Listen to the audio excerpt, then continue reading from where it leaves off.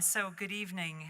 Today is July 18th, 2022. It is about 10 after 6. And thank all who are joining us in Contois and those who are online for the Burlington City Council meeting. We're going to begin our agenda this evening with a motion to adopt the agenda. Councillor Travers. Thank you, President Paul. I move to amend and adopt the agenda as follows. Add to the consent agenda item 5.24, communication from Brad Wiltfong regarding encourage alternative transport with better infrastructure with the action to waive the reading, accept the communication, and place it on file. Also add to the deliberative agenda item 6.045, resolution ratification of tentative agreement and authorization to execute collective bargaining agreement between the City of Burlington and BPOA, July 1st, 2022 through June 30th of 2025, with material to be posted per Council President Paul. Also note proposed amendment. I'm not noting that proposed amendment. We will also amend for agenda item 6.05, ordinance CDO parking minimum and maximum parking requirements and transportation demand management, ZA number 2207. Councillor Hanson, Ordinance Committee per City Attorney's Office per Councillor Travers. Thanks, Councillor Travers. Is there a second to that motion?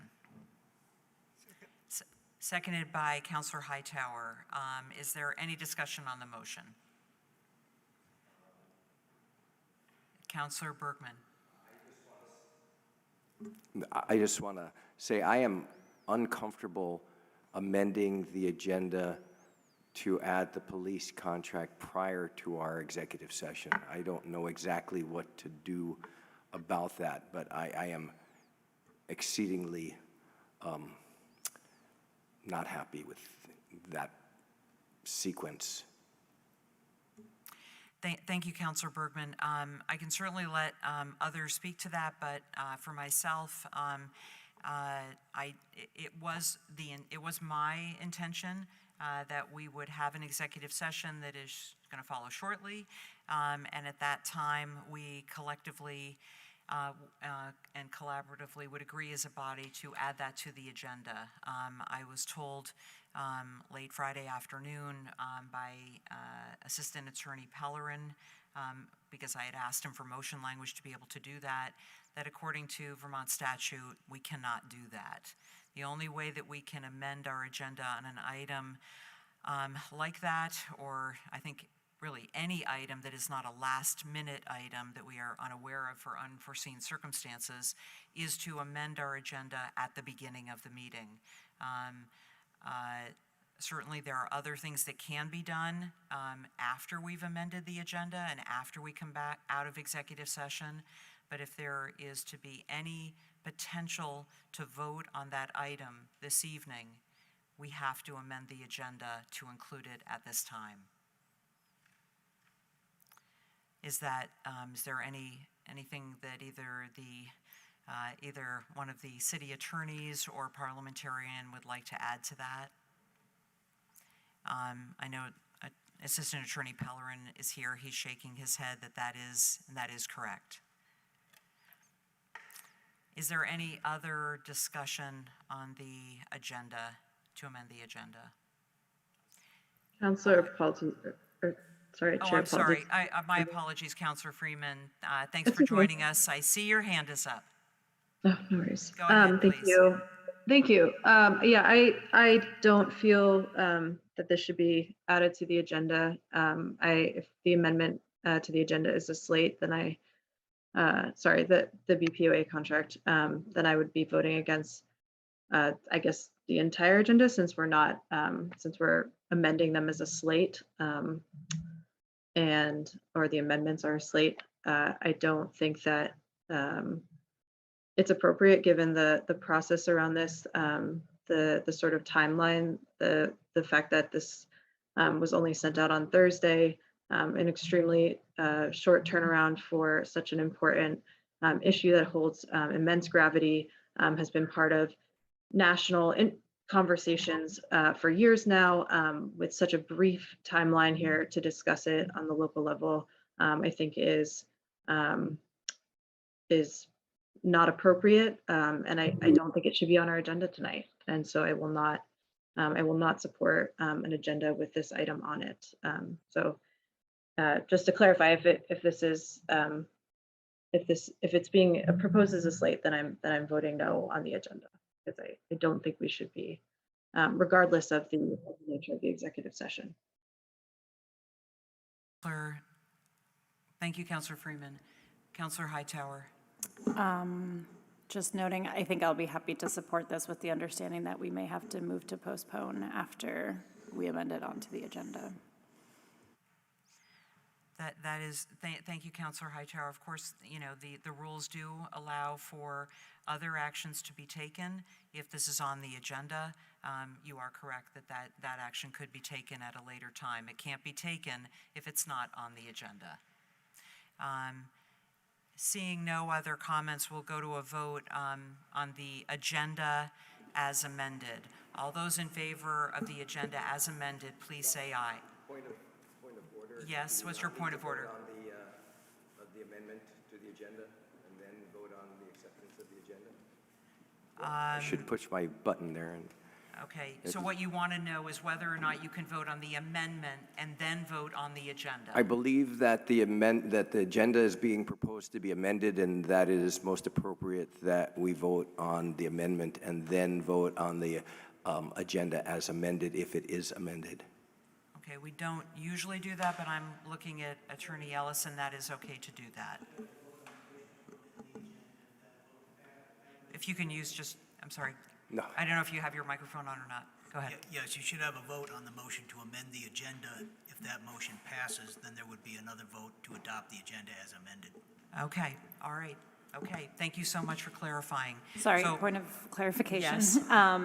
Because we moved or I thought that Councilor Travers moved it as one item to both amend and adopt the agenda. So are we striking all of the amendments that have been made if we do it? If we do that, or? Attorney Ellis, if you could just clarify for us, so what the motion should have been, because normally we do make a motion to amend, adopt. If we make a motion at this time, that motion should just simply be on the amendments first, only. Well, since the motion was made to amend and adopt, I think you probably could vote on the amendment and the adoption unless somebody moves to divide the question.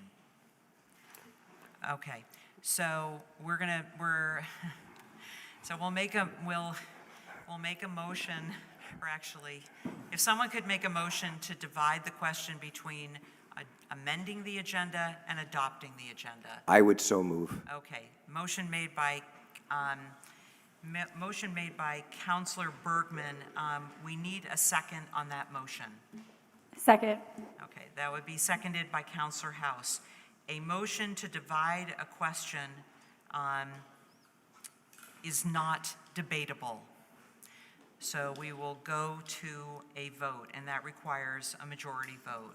All those in favor of the motion to divide the question, please say aye. Aye. Aye. Are there any opposed? Okay, so we are now on to the amendment. Would someone like to make a motion to amend the agenda as per Counselor Travers recommended, as per the recommended action on board docs? And that would be, are you comfortable doing that, Counselor Travers?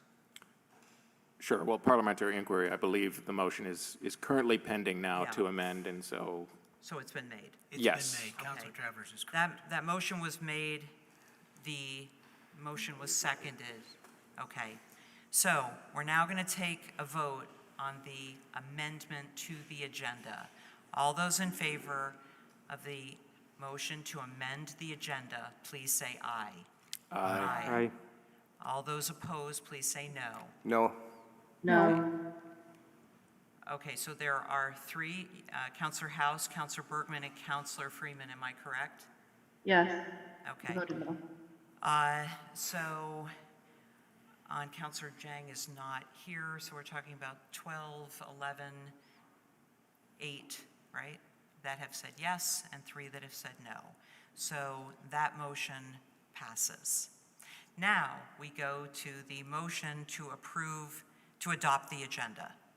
And you have made that, yes.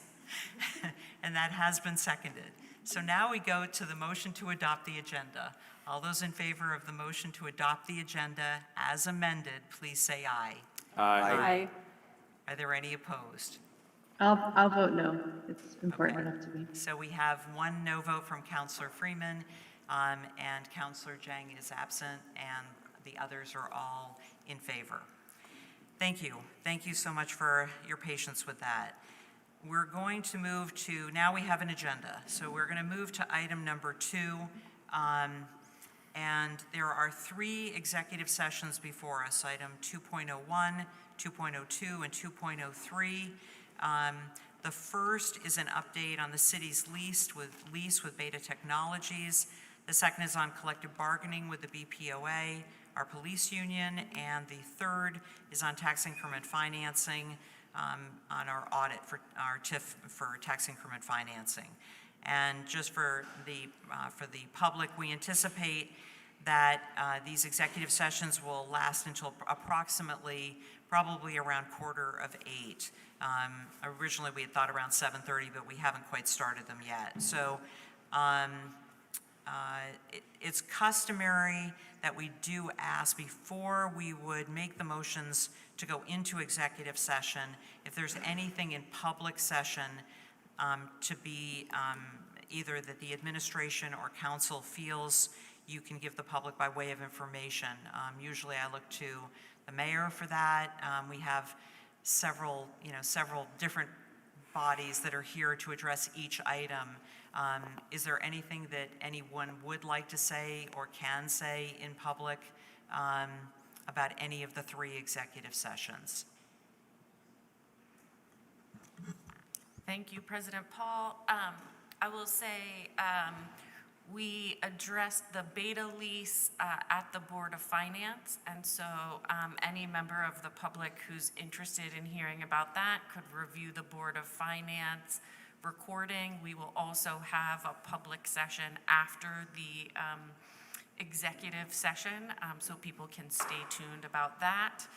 And I don't think there's anything from an administration perspective that we are ready to say about the BPOA contract.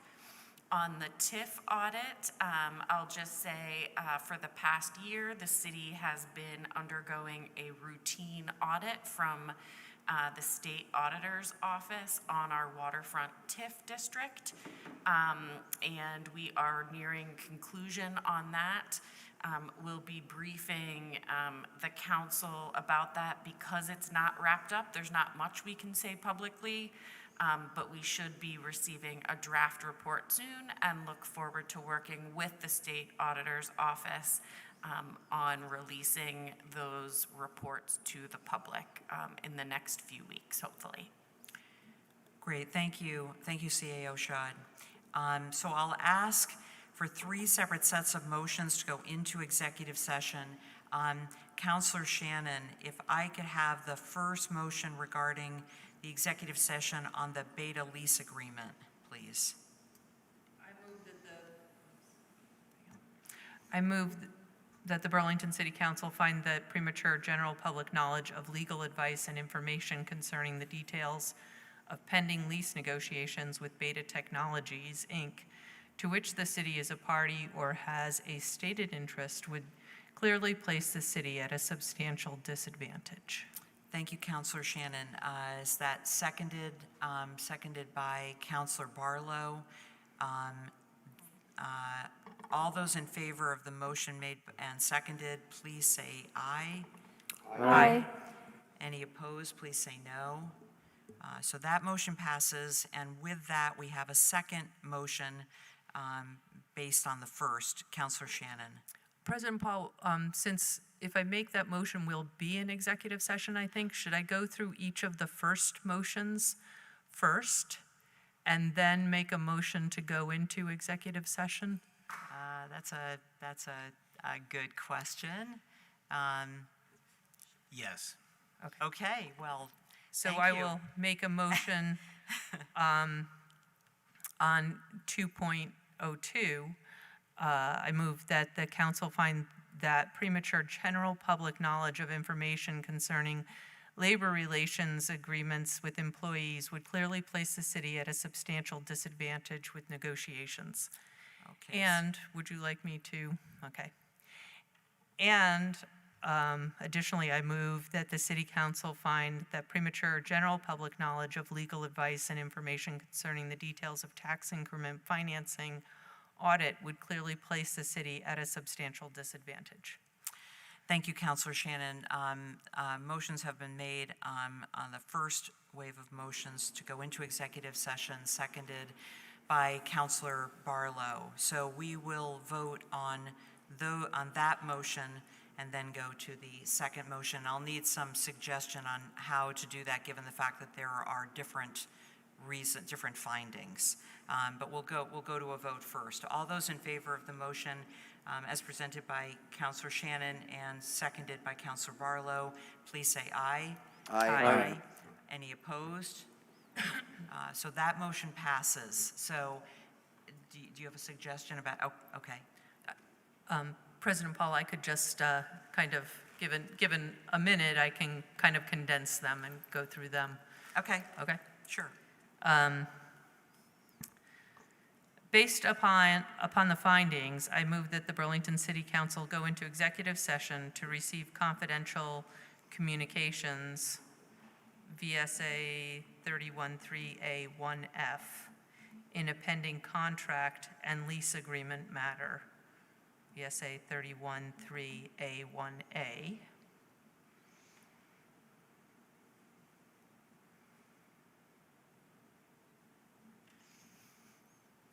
And to receive confidential updates on labor relations agreements with employees, 1 VSA 313A1B.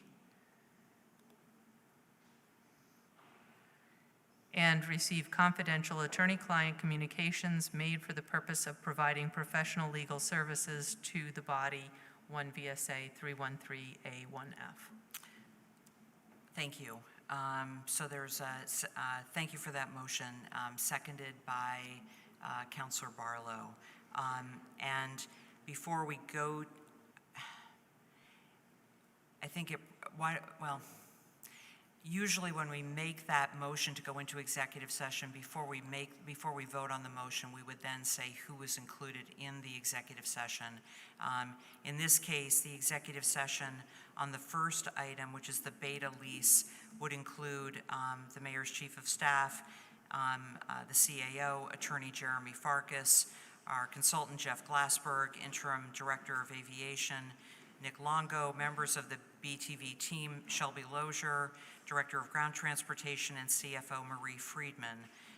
To the second item on collective bargaining would be the mayor's chief of staff, attorney John Maitland, HR director Karen Durfee, the CAO Catherine Shad, city attorney Pellerin, and to the last item would be attorney Stephen Ellis and the CAO and the mayor's chief of staff.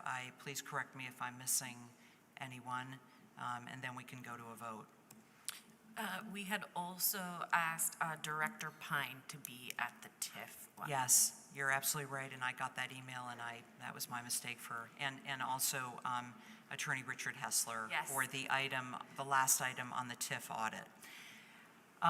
With that said, all those in favor of the motion to go into,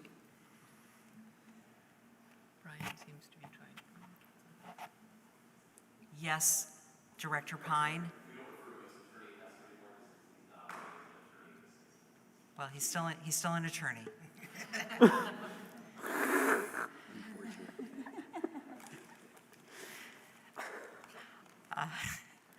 All those in favor of the motion to go into executive session, please say aye. Aye. Any opposed? We are in executive session. We will go downstairs for executive session, so if you're here, you can certainly stay in the room, and we will hope to be back at around between 7:45 and 8 p.m. Thank you.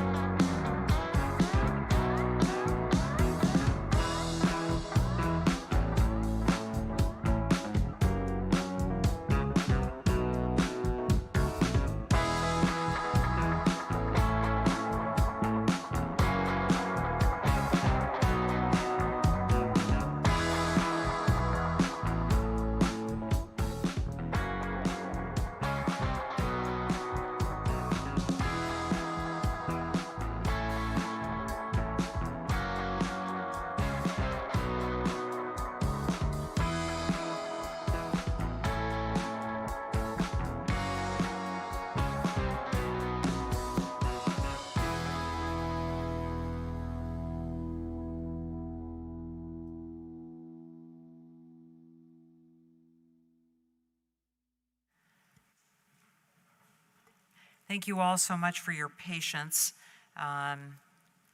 We're back in open session, and the next item on our agenda is item 3.01, which is the public forum. We have a number of people that have requested to speak in the public forum that are in Contois, and then we have several that have requested to speak that are online. The way the public forum works is that the system that's in front of me on the table has 3 lights on it, one that is green, which will shine when you begin speaking, the second yellow light when you have 30 seconds left, and then we ask that you please wrap up your comments at the last red light, which will shine when your time is up. We do this mostly because we want to give fair and equal time to everyone. So if you are in the middle of a sentence, by all means wrap it up, but other than that, please conclude your comments when the red light comes on. So we have a hybrid system for public forum, and if you wish to speak online, there's still time to do that. You go to burlingtonvt.gov/public forum, and there's a form that comes up, and you can fill that out, and that will populate onto a spreadsheet that's sitting in front of me. If you're in person and you would like to speak, there are forms that are to the right of me in the corner. Please fill one out and bring it to the clerk that is to my right.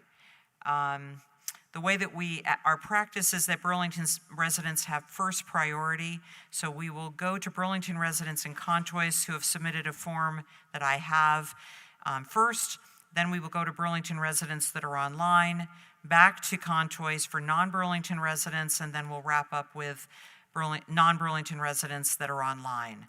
I think I said that correctly, I hope so.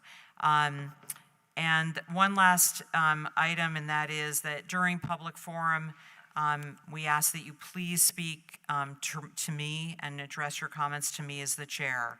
Please use respectful language and keep in mind that there are many people who watch city council meetings as their way, with their families, as their way of engaging in their community. We want to hear what you have to say, and we will listen more intently if you speak respectfully and with decorum. So with that, let's go on to the public forum. The first person in the public forum is Greg McKim, to be followed by Pike Porter. Go ahead, please. Welcome. I'm not used to speaking to a public audience, so you'll have to... That's all right. Take your time and just make sure that the green light on the speaker is right in front of you is on. The microphone. Yes. Thank you. So my name is Greg McKim, and I've been a resident of Burlington since 2007. Over the past 15 years, I've been very proud of the developments that I've seen in the community, but these last 2 years has left me very concerned. And thank you. I have watched incidences of civil disobedience rise. You just take a walk through City Hall Park and you get an eyeful. Alcohol consumption, smoking pot, using other drugs, the signs of which are the needles laying on the ground, drug transactions in full sight, public intoxication, nudity, hollering, profanity, bathing in the water feature, debris, personal possessions scattered about, sleeping on benches, actually passed out on benches, overnight camping in the park. We cannot have a civil society where one segment decides that they do not want to follow the laws. Today, I had it. I saw a cop at the far end and started talking to him. Why are you not enforcing these laws? They do not have enough backup that they feel comfortable going and confronting people who have mental conditions or drug intoxication issues, and they need to have a second person or a third person behind them to keep themselves safe in an environment where we have weapons on people. It's not fair to the police. We need to take care of this. All I'm asking is you to enforce the laws that are already on the books so we can have a civil society where we all can participate in. You know, plus, that's a park filled with children. I would not take my child there. It's that bad. And I really urge if you all don't live in this area, or right by the park, to go and see it firsthand, because it's really awful. All right, thank you. Thank you. Thanks so much for your comments. Our next speaker is Pike Porter, to be followed by Christopher Aaron Felker.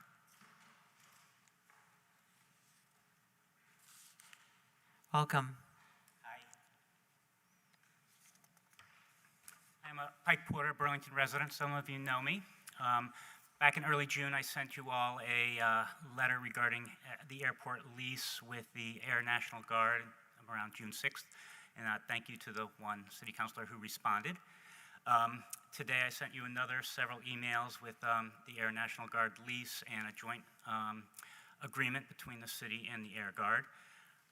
I'm here today to ask you to look at the ridiculous 1974 lease that we have with the Air Guard, which allocates 280 acres of land for about 2 cents a year to the Air Guard. Given that you're now negotiating the Beta Technologies lease, you can see how valuable that land is.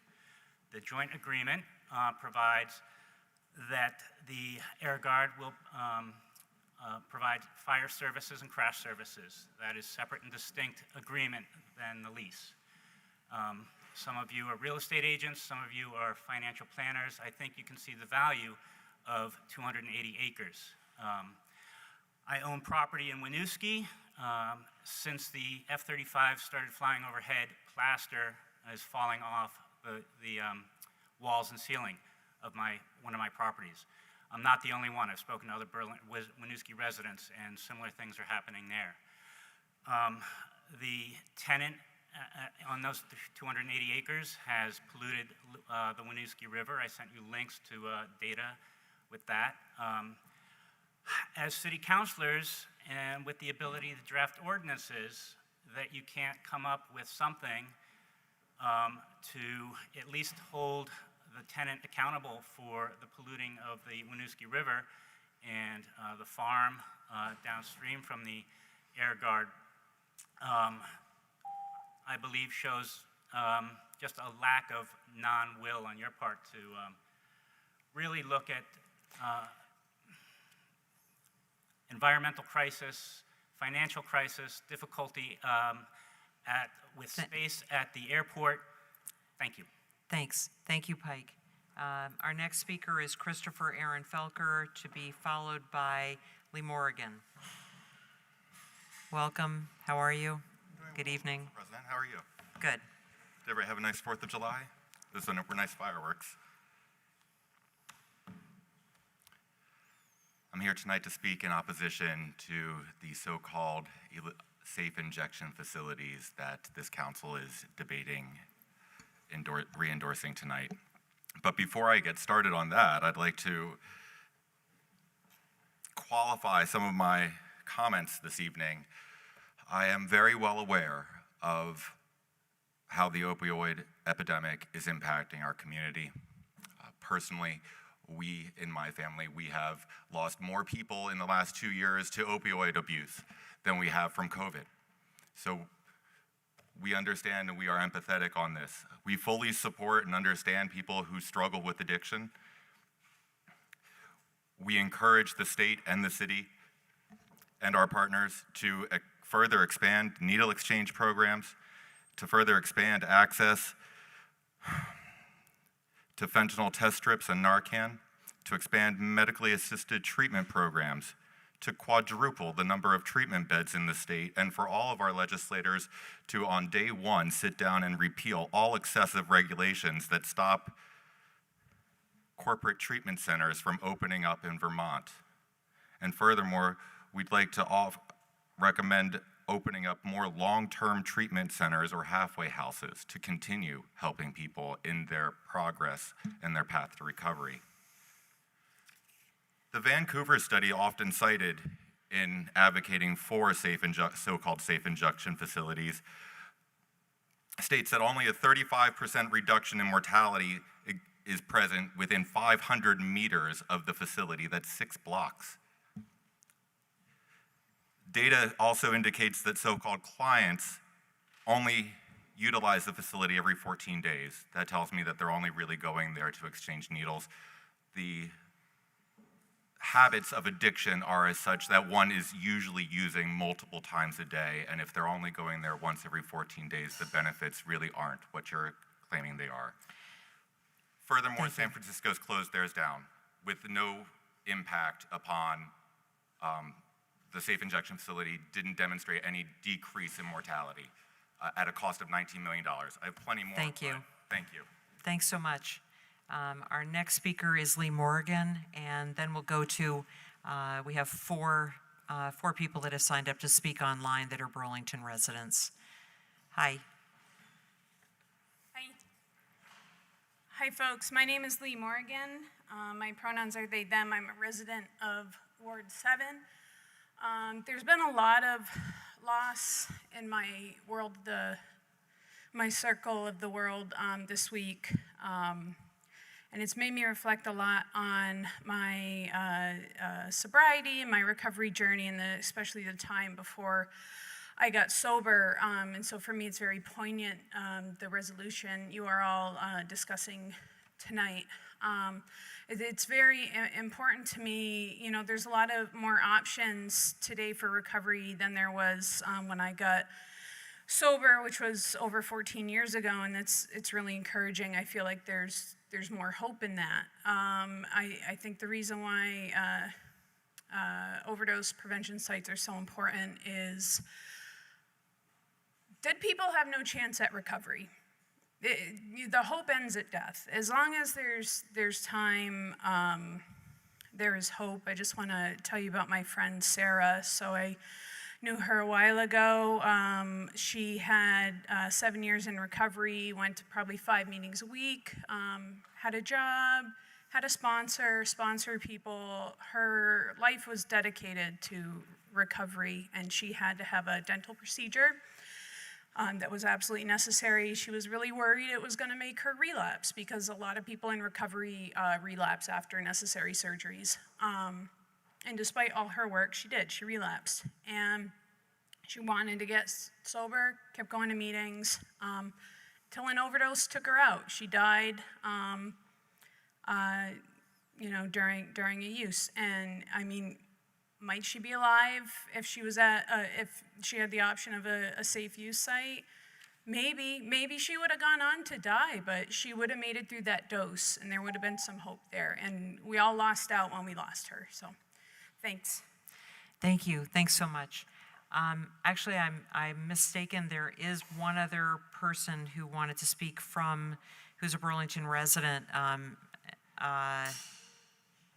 That's Ed Baker. Ed, you're a Burlington resident? It looks as though it's hard to read your writing, but so the last speaker who's here in Contois to speak is Ed Baker, the Addiction Recovering Channel and Vermont Overdose Prevention Network. Welcome.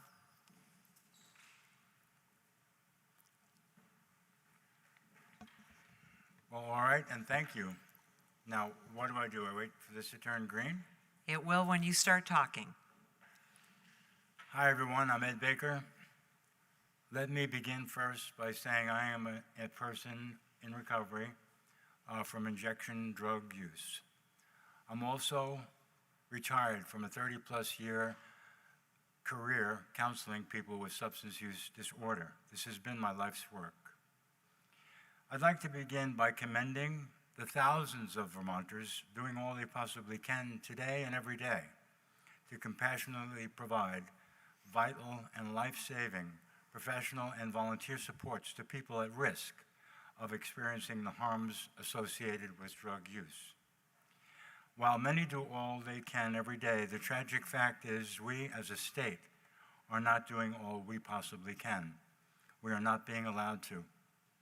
As a matter of policy, Governor Scott has vetoed legislation, namely H728, designed to research the feasibility of opening an overdose prevention site in Vermont.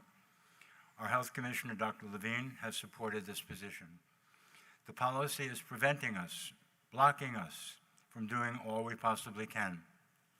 In bold contrast, in New York State, on November 30th, 2021, the first sanctioned overdose prevention site was opened in New York City. On Point. 7 months later, On Point, New York City, with 2 fixed and 2 mobile sites, has reversed 360 overdoses, has engaged 1,400 participants who have used the facilities over 24,000 times. The savings to the healthcare and law enforcement systems is estimated to already be in the millions.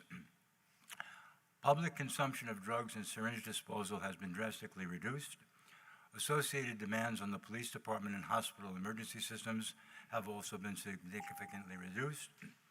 Already, hundreds of lives have been saved, and according to early research evaluation on Point, New York City, more than half of individuals using the sites received additional supports during their visit. Thank According you. to Kaylin C., Senior Program Director at On Point, City Hall and the state and city health departments reached a point where they had a moral obligation to acknowledge the status quo was not working. Thank you. This was the beginning of sanctioning On Point. It seems to me appropriate to invite Governor Scott and Health Commissioner Levine to engage in a fact-finding initiative with On Point. I am, on behalf of Kaylin C., extending a cordial invitation to them to tour On Point and interview On Point leadership regarding their experience to date. Thank you. Thanks so much. If you have comments and you want us to be able to read those as well, you're welcome to submit them to the clerk. I will thank you. Thank you very much, Ed. We have 4 people who wanted to speak who are joining us online, and there's going to be a timer that'll come up on the screen. The first is Josh Katz with CATMA. And Josh, I've located you and I've enabled your microphone. Please go ahead and speak. Can you hear me? Yes, we can. Thank you. Awesome. Yep.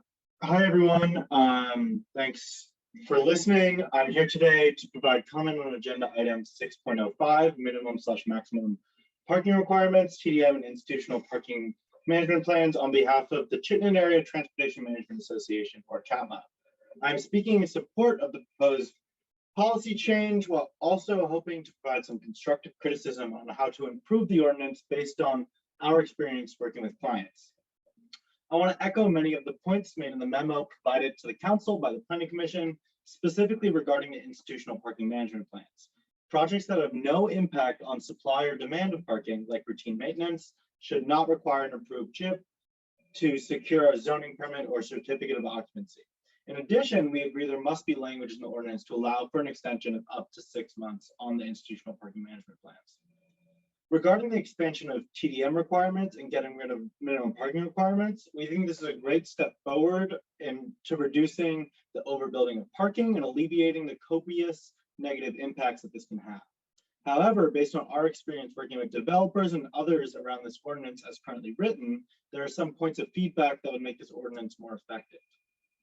The exacting requirements of this ordinance, specifically under the TDM strategies section, do not best meet the needs of all developers to create an effective TDM program. We have seen this through working with multiple developers that feel based on project size, location, target resident populations, and income, some of these TDM strategies aren't effective.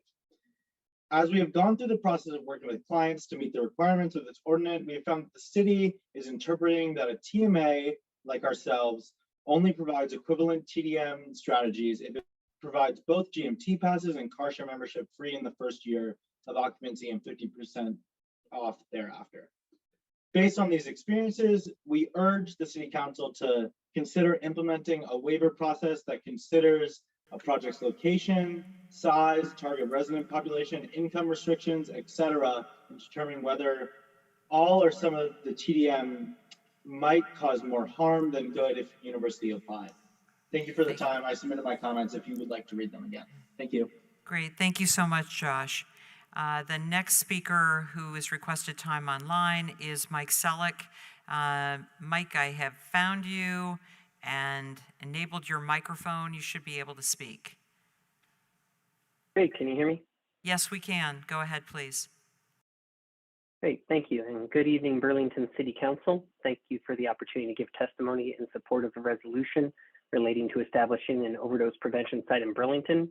I apologize for having to do this online. I really wanted to come in person, but unfortunately I dislocated my shoulder this weekend and couldn't drive downtown. My name is Mike Selleck, and I'm the Associate Director of Capacity Building for National Harm Reduction Coalition.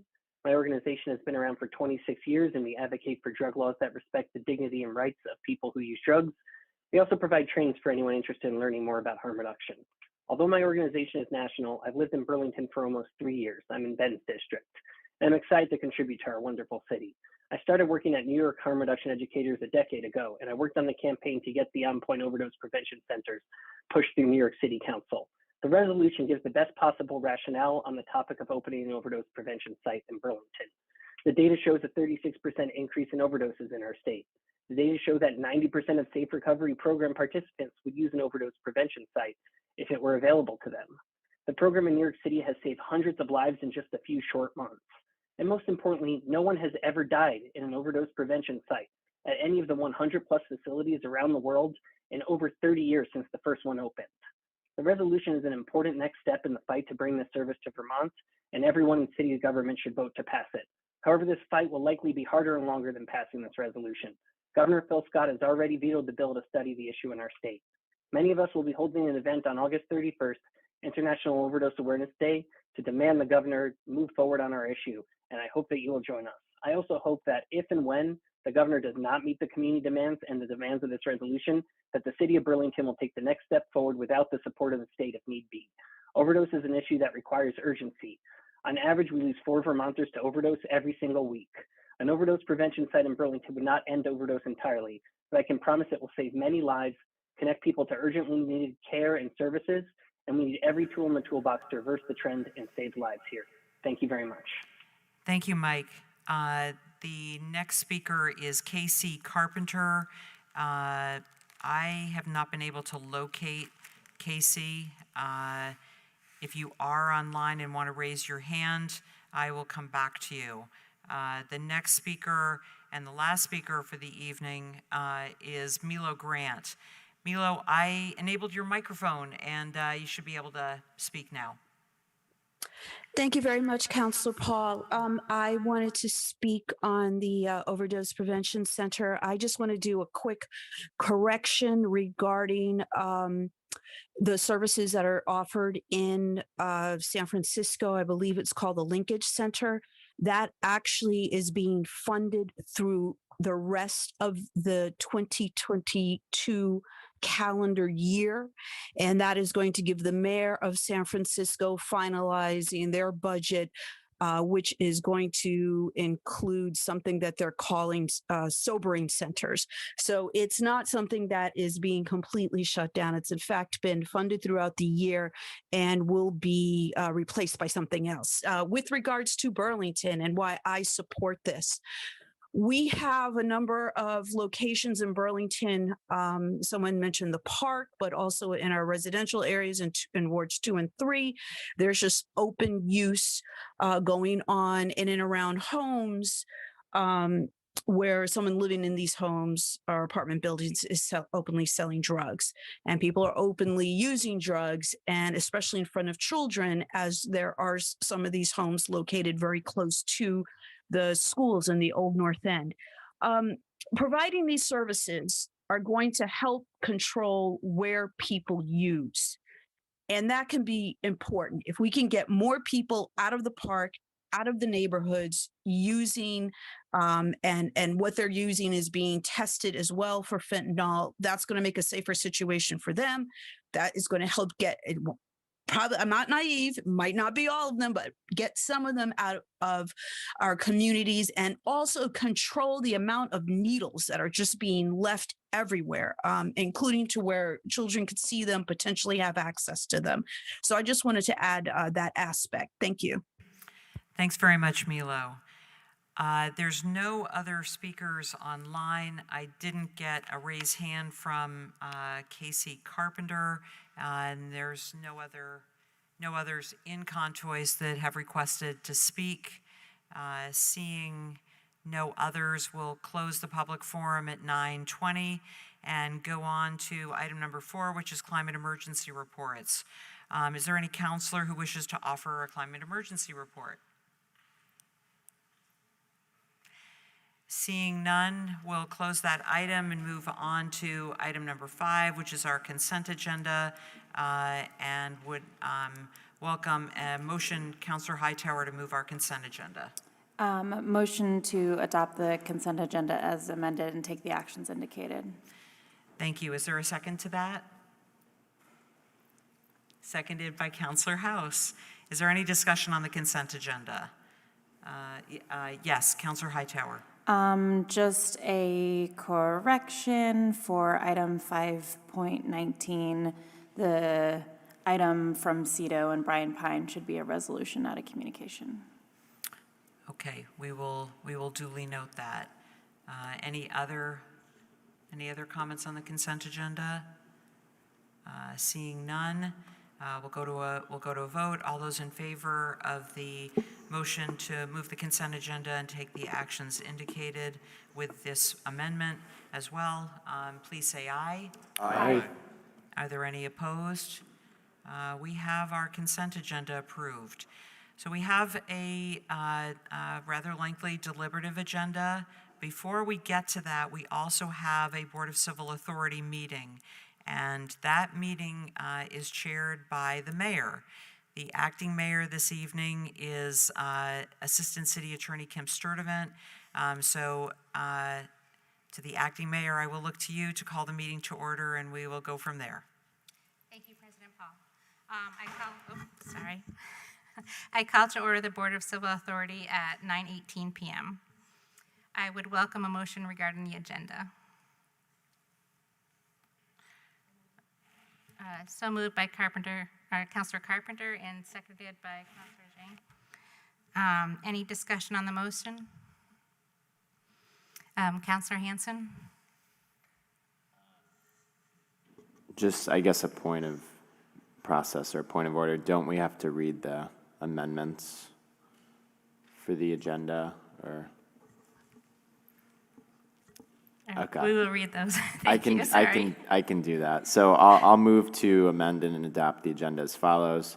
Add John Peter Phillips, 159 North Willard Street, and Margot Whitcomb, 37 Bright Street, number 205, and add Linda Siegel, 239 Red Rock Drive to consent agenda item 2.02, resolution appointment of assistant election officials for the August 9th, 2022 state primary election. Councillor Paul per Ward 2, Ward Clerk Wendy Coe, per Ward 5, Ward Clerk Michael Healy. Add Rachel Smith, 392 North Street, Apartment 1 to this agenda item, per Ward 8, Ward Clerk Keith Pillsbury. Thank you. Any further comments on the proposed amended agenda? All those in favor, please say aye. Aye. Any opposed? The motion carries unanimously. That brings us to the consent agenda. I would welcome a motion on the consent agenda.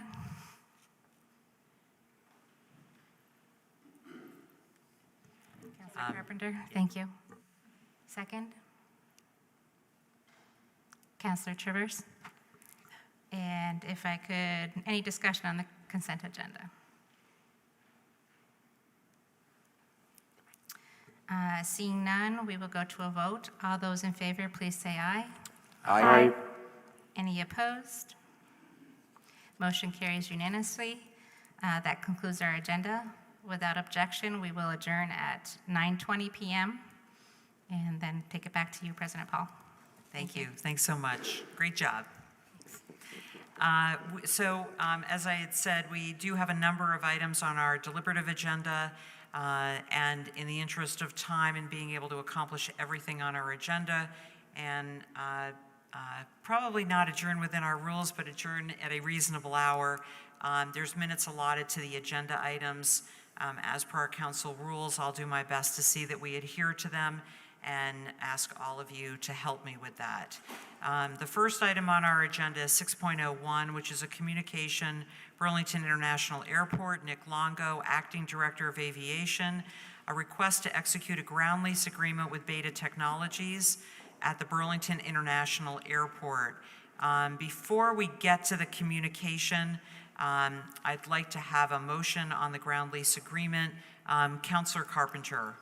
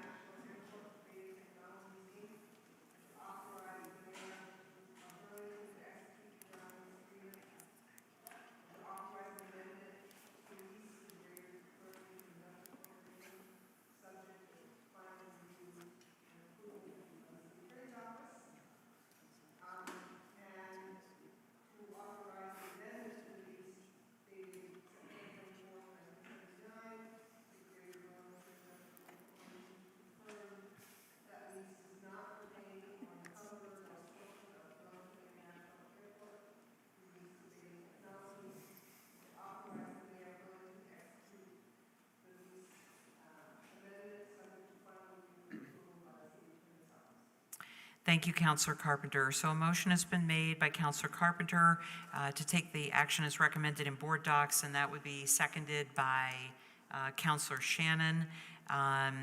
Nick, thank you so much for being here. I see that you have Jeff Glassberg with you, and I know you also have someone who's here from Beta Technologies.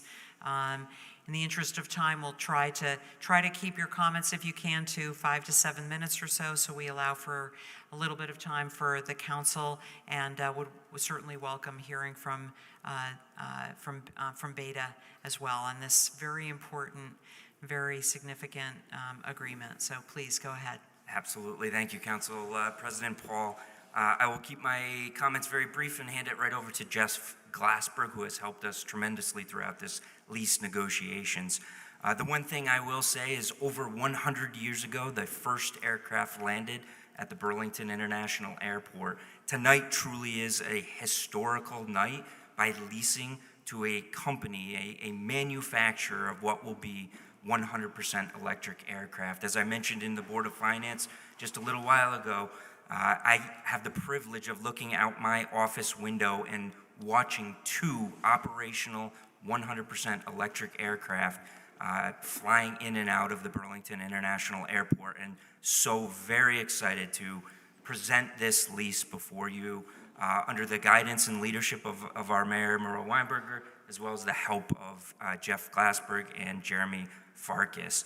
Tonight we do have a representative of Beta as well, Art Klugo, who will just quickly introduce the company to you. Very exciting tonight. Jeff? Thank you for your time this evening. In the council's packet is a summary of the lease terms, and that is available for the public to review as well.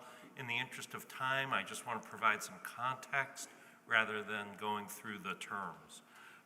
In accordance with direction from the mayor and the council, we've negotiated a ground lease with Beta Technologies for a 75-year term that will allow them to build initially a 355,000 square foot manufacturing and assembly facility, a 15,000 square foot childcare facility, a parking area of up to 300 vehicles, and also provides the opportunity for expansion of those facilities over time. We believe that this lease is truly beneficial for Burlington, the region, and the state. It provides a home for a transformational technology that will reduce greenhouse gas production. It uses an underutilized land asset at the airport to induce Beta to invest upwards of $200 million at BTV in people, infrastructure, and buildings. Beta has been a tenant at the airport since 2019, having leased the former North Hangar. They've performed in accordance with that lease. They now employ over 300 people in Vermont. They invested over $15 million in that facility. They run a robust internship program in collaboration with educational institutions in the community. In addition to Beta's plans, which include hiring up to another 300 employees in Burlington, we can anticipate a number of ancillary benefits which will follow, including the co-location of vendors and subcontractors that will service Beta.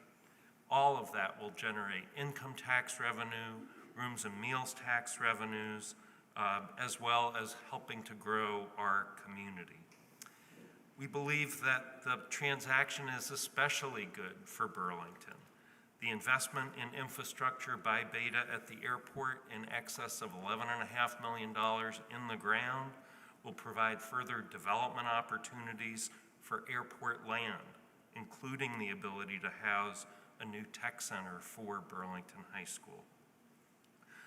We believe that this product of extensive negotiation is one that is in the city's interests. I'm pleased to introduce Art Klugo from Beta Technologies for a brief overview of the firm. Thanks for being here. Welcome. Thank you for having us. It's a fantastic night, and I'd be remiss on Kyle and Katie Clark's behalf not recognizing the tremendous work both by the council, the mayor's team, Nick, Jeff, Jeremy, and their team. Tonight's the culmination of a lot of work by a lot of different people to get us here. And as we talked in the Board of Finance meeting, Nick and Jeff just did a fantastic job providing highlights of the lease in front of you. What we don't want to lose sight of is the fantastic partnership opportunity around aligned goals, whether it's attacking climate change, whether it's sustainability, or whether it's the jobs that we're going to create. This transaction tonight allows us to lay the foundation to continue the great work that we've started out at the North Hangar. I know that time is precious tonight. We did submit some slides for the City Council's review. I would ask that those just be passed around and then offer to have any of the councilors, whether new or have been on the council for a while, to come by and see what we're doing. It's fantastic, and everybody should be very proud of what we have in front of us. Thank Happy you. to answer any questions. Okay, that's wonderful. Thanks again for being here and for your patience with us this evening. The floor is open to any councilor questions or comments.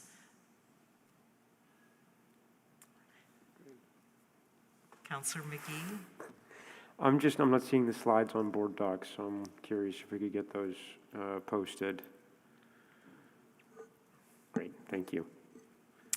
Thanks very much. Are there any other counselors? Please do not let the lack of questions be an indication of our enthusiasm for this agreement. We have had 2 executive sessions on this. We've had many opportunities to really learn about the agreement.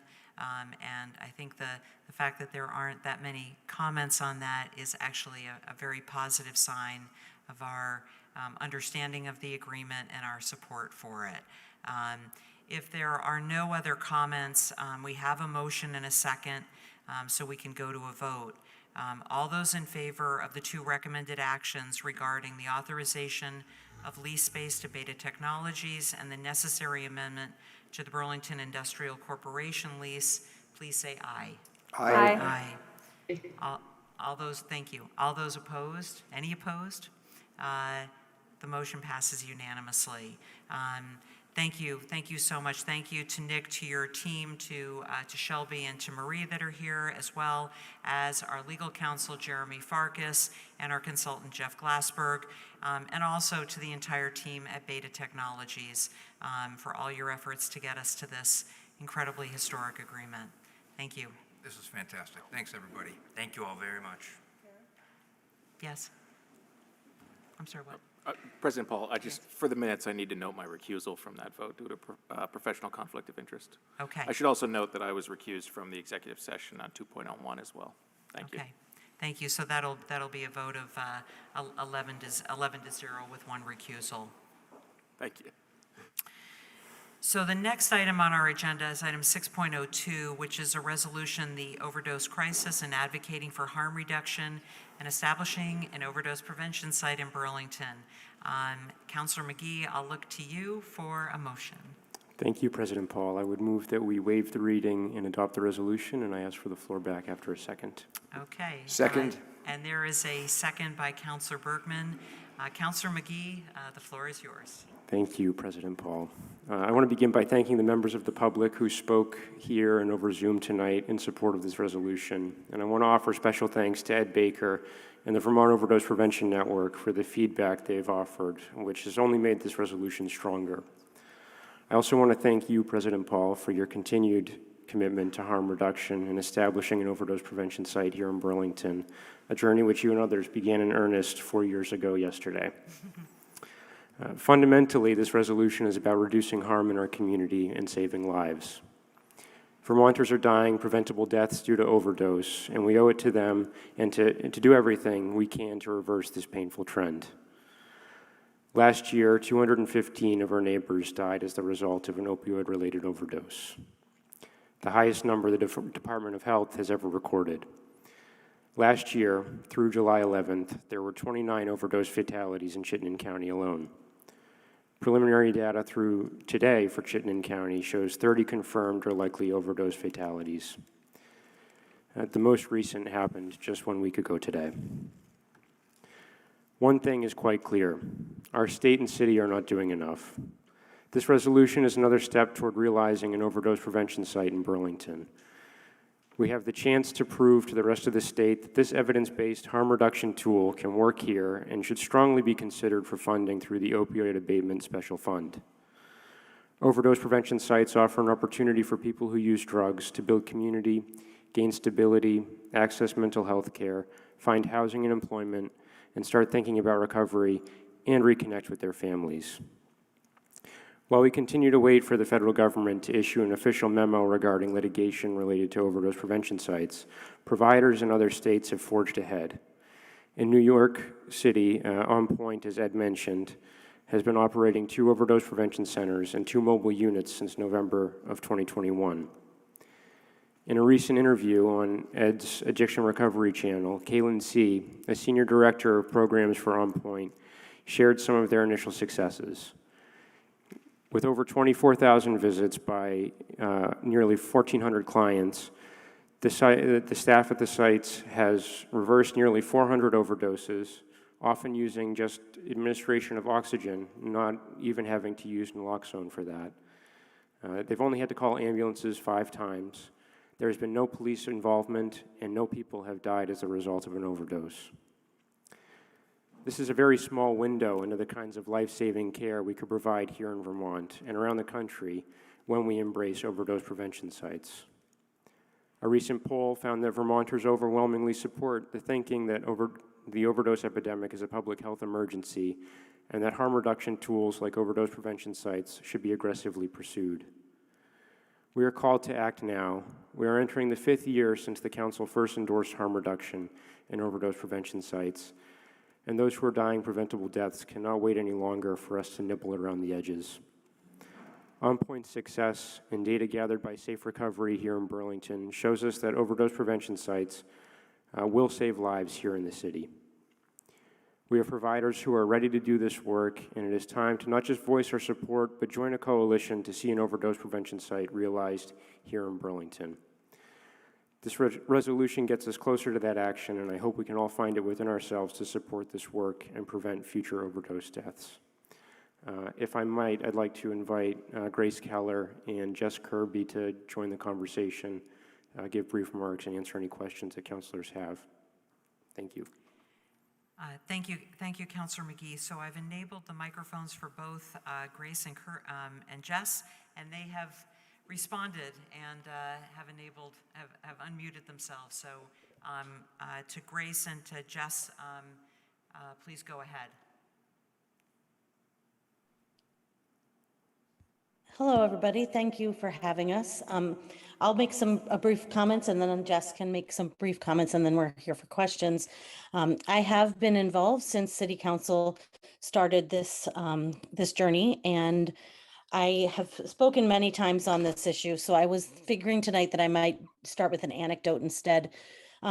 This week, I had a client come in and I hadn't seen him in over a year.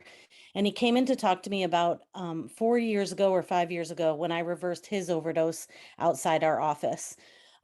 We were at work and a person came running through the door, a young man screaming, my friend's overdosed, my friend's overdosed. And so we ran outside and I administered Narcan and had to do rescue breathing for over 8 minutes for this person. It was terrifying. He was blue. He was not responding. And the friend was screaming like, I love you. I love you. Please live. Please live. He was, it was a really, really emotional and horrible scene. As the ambulances arrived, he did come to after multiple doses of Narcan and like I said, 8 minutes of rescue breathing. And the client was coming in to thank me again for having saved his life, which is something that I had thought about quite a bit because we've had multiple overdoses at Safe Recovery and all of them look similar except one or two where someone is brought there in a car because they can't get to the hospital quick enough. And what he was also there to tell me is that his friend who brought him there that day died of an overdose recently. So this is what the front lines are up against. This is what my staff and I are up against. And really, the overdose epidemic is just getting so much worse. What the front lines need is time. And we don't have time when we're depending on people to come in from other places and come screeching into the driveway. We want to bring people in to providers like me who care and want to be there for people and want to respond. But every single overdose that we've reversed has been luck.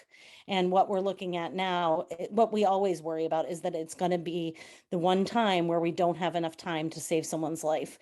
I am not a medical provider. I don't aspire to be a medical provider. And so for our staff, the hypervigilance and the fear is real. And we really want to do best practices. I have visited the overdose prevention site in Vancouver. I can talk about that. But what I can tell you is we are losing more Vermonters than we ever have. For Jess and I, those are all people we know. We know them, we know their family members, and we know their loved ones. And we really need to be able to have every tool on hand that we know is working everywhere in other places. So I just figured I'd start with an anecdote if you all have questions, and then Jess probably has something she'd like to say too. Thank you very much. Great, thanks, Grace. Jess? Thanks, Grace.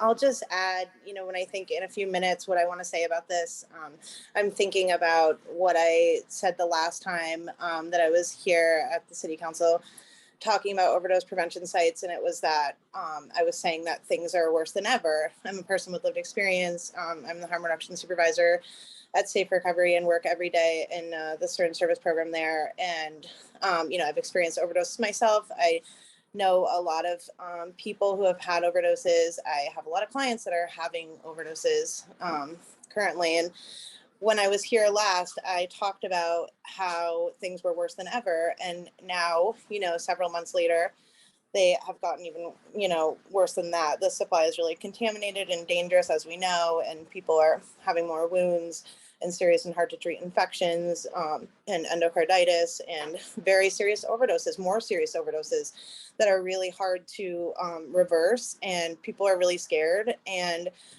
one of the hardest parts of my job is talking to people about overdose prevention and having people say to me, I am scared. I have had overdoses. My friend, my partner, my family member recently died of an overdose, but I can't say that I'm safe and that I won't use alone, because I end up in that situation a lot where I don't have a safe place to use and I don't have anyone to use with and I need to use. And that's a really tough situation, because right now I don't have an offering for people about a place that they can go and safely use.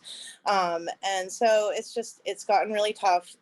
It's really scary at Safe Recovery every day, because we do witness overdoses and people are witnessing more overdoses than ever. Narcan's flying out the doors, but it's not enough. And so I'm really grateful that we're here tonight to talk about this, and that we have such great support in Burlington, and that we're taking a step to get closer.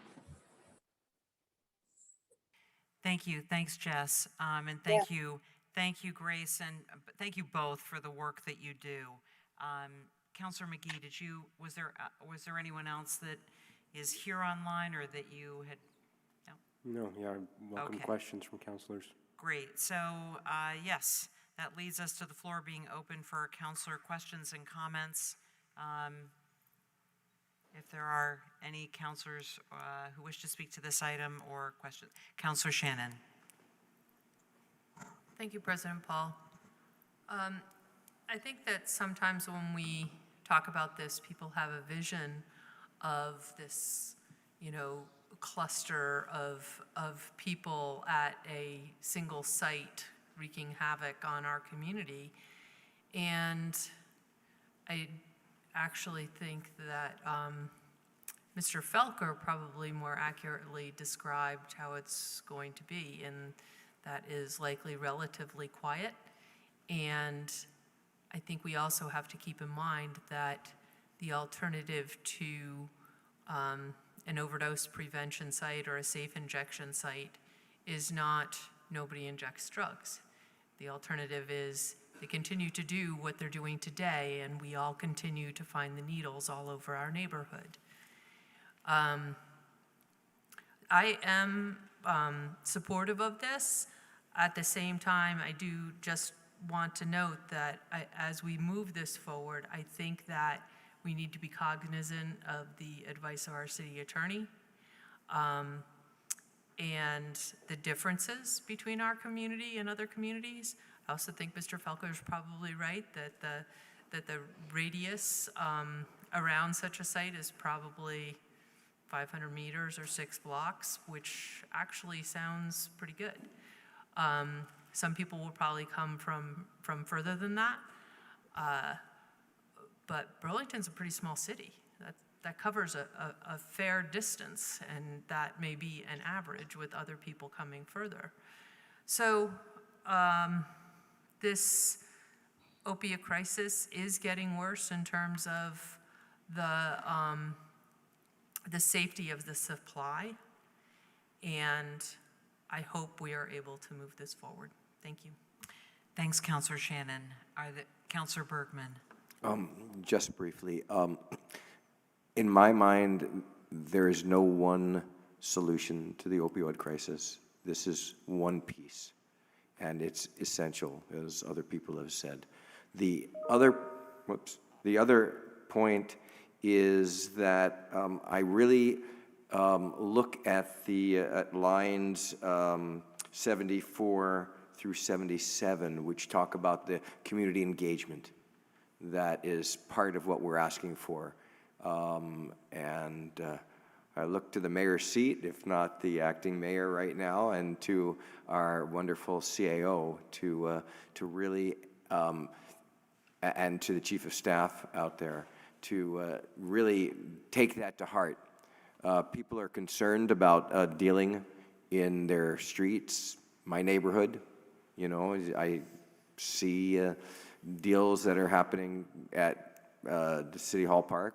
I was just there for a meeting the other day and was waiting, and it's not very hard to see. So that all is not something that the community doesn't see, and community engagement is absolutely essential for us, and I know that this council will join with the administration in making that effective, and that's what we need to make this a real success. Thank you. Thanks, Counselor Bergman. Counselor Barlow. I feel like I'm going to be by myself on this one tonight, but I'm fairly new to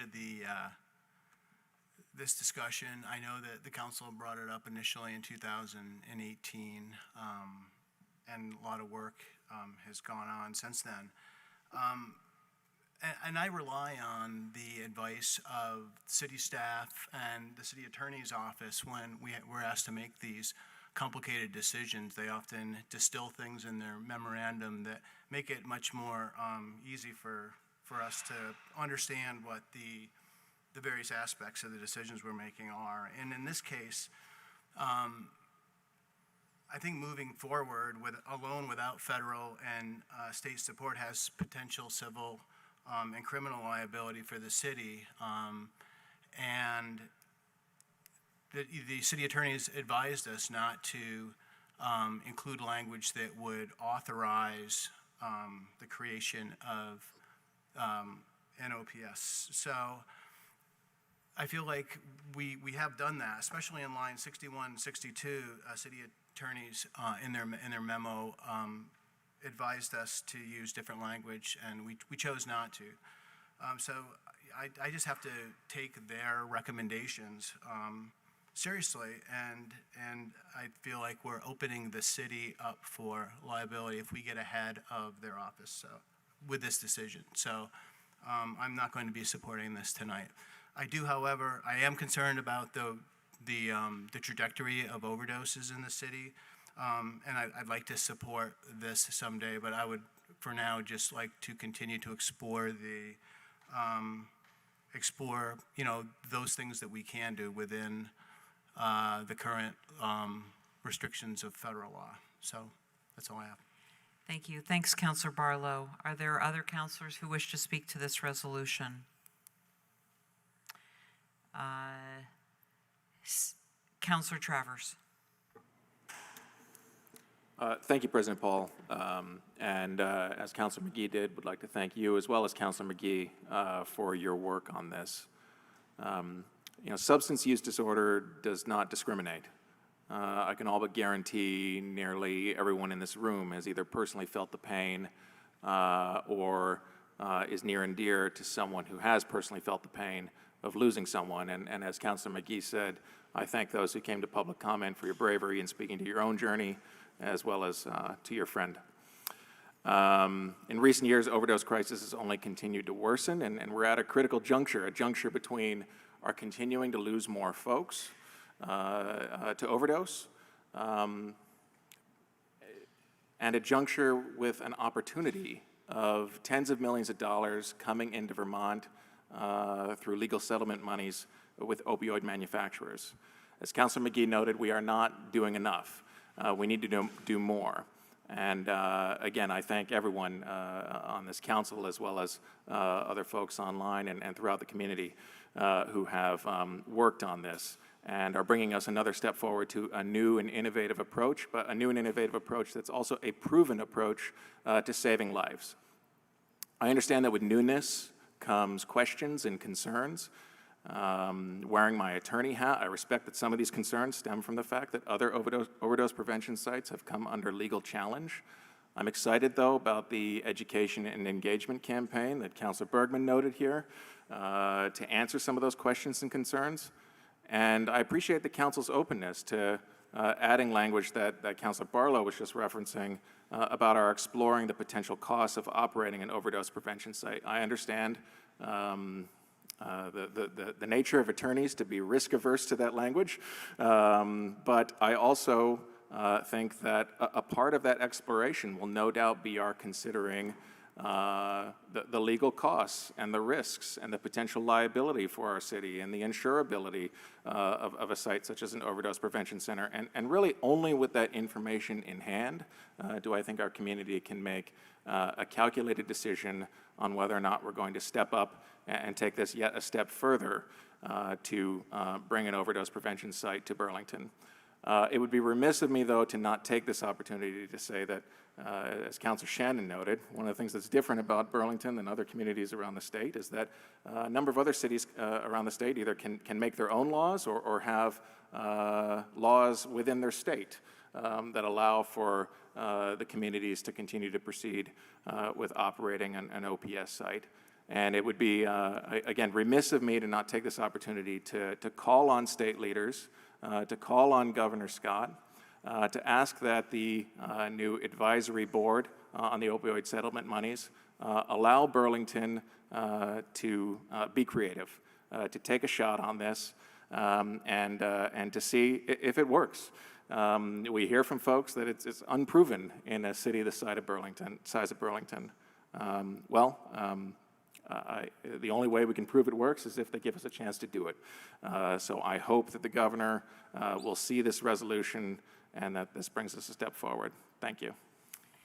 Thank you, Councilor Travers. Councilor Carpenter.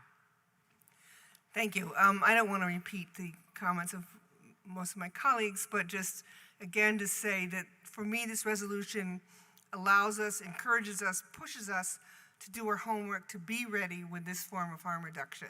And that's what we need to do. Lots of impediments, but we need to do the work first, and this will allow us to do it. Thanks, Councillor Carpenter and Councillor House. Thank you. Thank you, Councillor McGee. Thank you, President Paul, and everybody here, Grace, Jess, everyone who put work into this proposal. Many of you know I'm a social worker, and I've worked with families who have experienced addiction, and with many infants and children who have experienced opioid exposure and neonatal opioid exposure. And this is a huge step forward. This is really meaningful to our community. And I too would like to call on our leaders. I want to call on our council. I'm so heartened that there's so much support behind this. It's a really wonderful thing to see. And I want to call on this body as well as our city, our state, our national legislature, and everyone, really just to continue this fight. This is a wonderful first step, and I'm really excited to see where this leads us. Thank you. Thank you. Thank you, Councillor House. Anyone else? Thank you all for your thoughtful and heartfelt comments. Just wanted to add before we go to a vote that line 78 of the resolution, I believe I have the final version, talks about the council asking the mayor and governor to proclaim August 31st International Overdose Awareness Day and the month of September as Recovery Month. Just wanted to add that the mayor, before he left and when he read this, certainly agreed to do this. And so we'll look forward to August 31st being International Overdose Awareness Day in the city of Burlington, as well as the month of September being Recovery Month. With that, all those, we have a motion, we have a second, so we'll go to a vote. All those in favor of adopting the resolution, please say aye. Aye. Aye. Thank you. All those opposed? No. No. Councillor Barlow voted no, so we have a vote of 11-1, and the motion passes. Just want to offer my thanks to Councillor McGee for your amazing partnership and for your many efforts on this important resolution. Thank you. We will move on to item 6.03, which is a communication from Corey Mims, professional engineer, the senior public works engineer, Norm Baldwin, assistant director of public works since the city engineer, regarding the Du Bois and King Amendment number 5 on the services for the Champlain Parkway project. And we also have the Director of Public Works, Chapin Spencer. Councillor Travers, I'll look to you for a motion on this. Thank you, President Paul. I move to authorize the Director of Public Works or their designee to execute a Fifth Amendment to the contract with Du Bois and King Incorporated regarding Champlain Parkway Municipal Project Management Services to increase the maximum limiting amount by $228,000 to $425,485 for continued municipal project managing services through the completion of initial construction. Thank you for that motion, seconded by Councillor Jang. So we did have a conversation at length last week at the Board of Finance, and the motion passed unanimously. I know that you're here to answer any questions. Don't know if you wanted to make any brief comments or if you wanted to be here to answer questions. It's whatever your preference is. If the council would prefer to hear the summation again that was provided to the Board of Finance, I'm happy to do so. Otherwise, yeah, more looking to, yeah. Okay. Councillor Hightower. I don't have any questions, and I'm very sorry to make you all come up here because my issue with this is has nothing to do with any of your work, and I just want to say that while I'm tremendously proud of the work that engineer Corey Mims, director Norman Baldwin, and director Chapin Spencer have done on this, I was very disheartened to hear that our unanimous vote had been used to undo a temporary stop order, or had been used as a reason to undo a temporary stop order. And I just don't want my vote to ever be construed as a reason to not pursue the environmental justice process that I think is happening. Ultimately, I think this project, like most highway designs that came out of the 60s, was based in a racist ideology and goes against all of the tenets of environmental justice that I believe in. So based on that, I just wanted to have the opportunity to vote no on this and many future probably votes. And again, that speaks nothing to DPW's work, which I think has done a tremendous job of making this an acceptable project to the city. So both want to thank you for your work, and I will be voting no on this item. Thank you, Councilor Hightower. Are there others who wish to offer a comment to this amendment to the Champlain Parkway contract? Councilor Hanson. Yeah, thanks for being here. Is this contract just to oversee phase 1 of the project? Yeah, it'd be to complete the phase 1 as well as the preparation of bid documents for the final construction contract, which would be happening at the tail end of the initial construction contract. Okay, thank you. Thank you, Councilor Hanson. Are there any other councilors who wish to offer a comment or question? Councilor Carpenter. This is more an editorial comment, but I see all the work you've done and understand all the constraints of as us hopefully ending up with a vastly improved Pine Street. And I'm just going to recommend that we stop calling it a parkway, because I think that envisions something that it is not. And so maybe you can think about that. Thank you. Maybe the third renaming is in order. Thank you, Councilor Carpenter. Sure, Councilor Hanson. Thanks. Yeah, just a follow-up question. Engineer Mims, you said it was for the final contract as well, meaning phase 2, or? So what we do is towards the end of the initial construction contract, the final plan set needs to be developed for the final construction contract. The initial design was split into 2. This initial construction contract bid set was all put together. The same thing would need to be done for the final. Now, it's not saying that we're issuing or doing it moving forward with that, but it's the preparation work that needs to be done in order to then look to move forward with bidding. So in order to continue with the project and to continue, the design, finalizing the design, we would use their services to assist in just kind of finalizing the bid package. Not then, this amendment you see in front of you does not involve the actual administration of the final construction contract, the actual construction work, only the provision and the development of the bid documents for that final construction contract.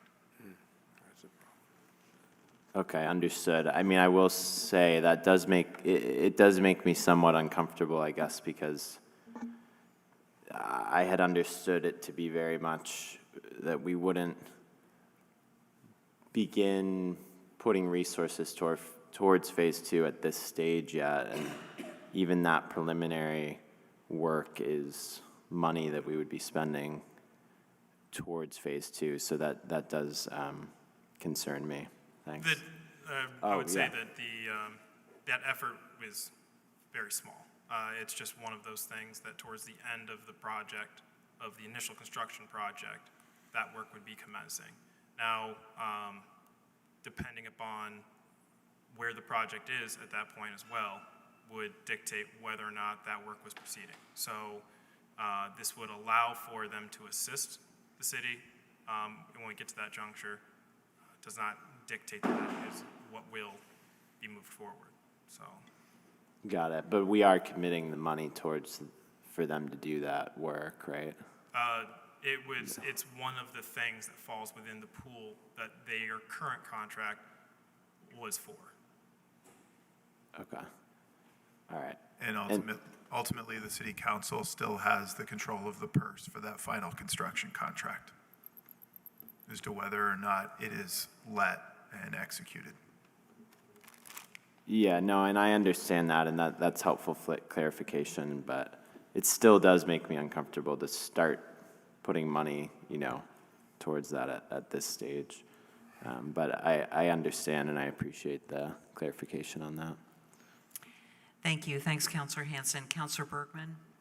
Well, you had me until that last point, right? Because I don't want to spend a dime, not one dime, on a connection of 189 to the Maple Street, King Street neighborhood. Now, that's just my vote, and so I would ask you to sever that aspect. Now, you can come back. If this is going to happen over a period of time, then there's no reason to come back and ask that work be done, upon a future authorization. But I'm not willing to spend money on a connection of 189 to Maple Street. I am supportive of Phase 1, made that very clear. And if the railroad enterprise project fails, I won't support the connection. I've made that absolutely clear and in public. So I need you to walk through how I make sure that I am not authorizing the payment of any money to design a connection with to Maple Street. And if you cannot do that, then you can let me know that and I can vote appropriately.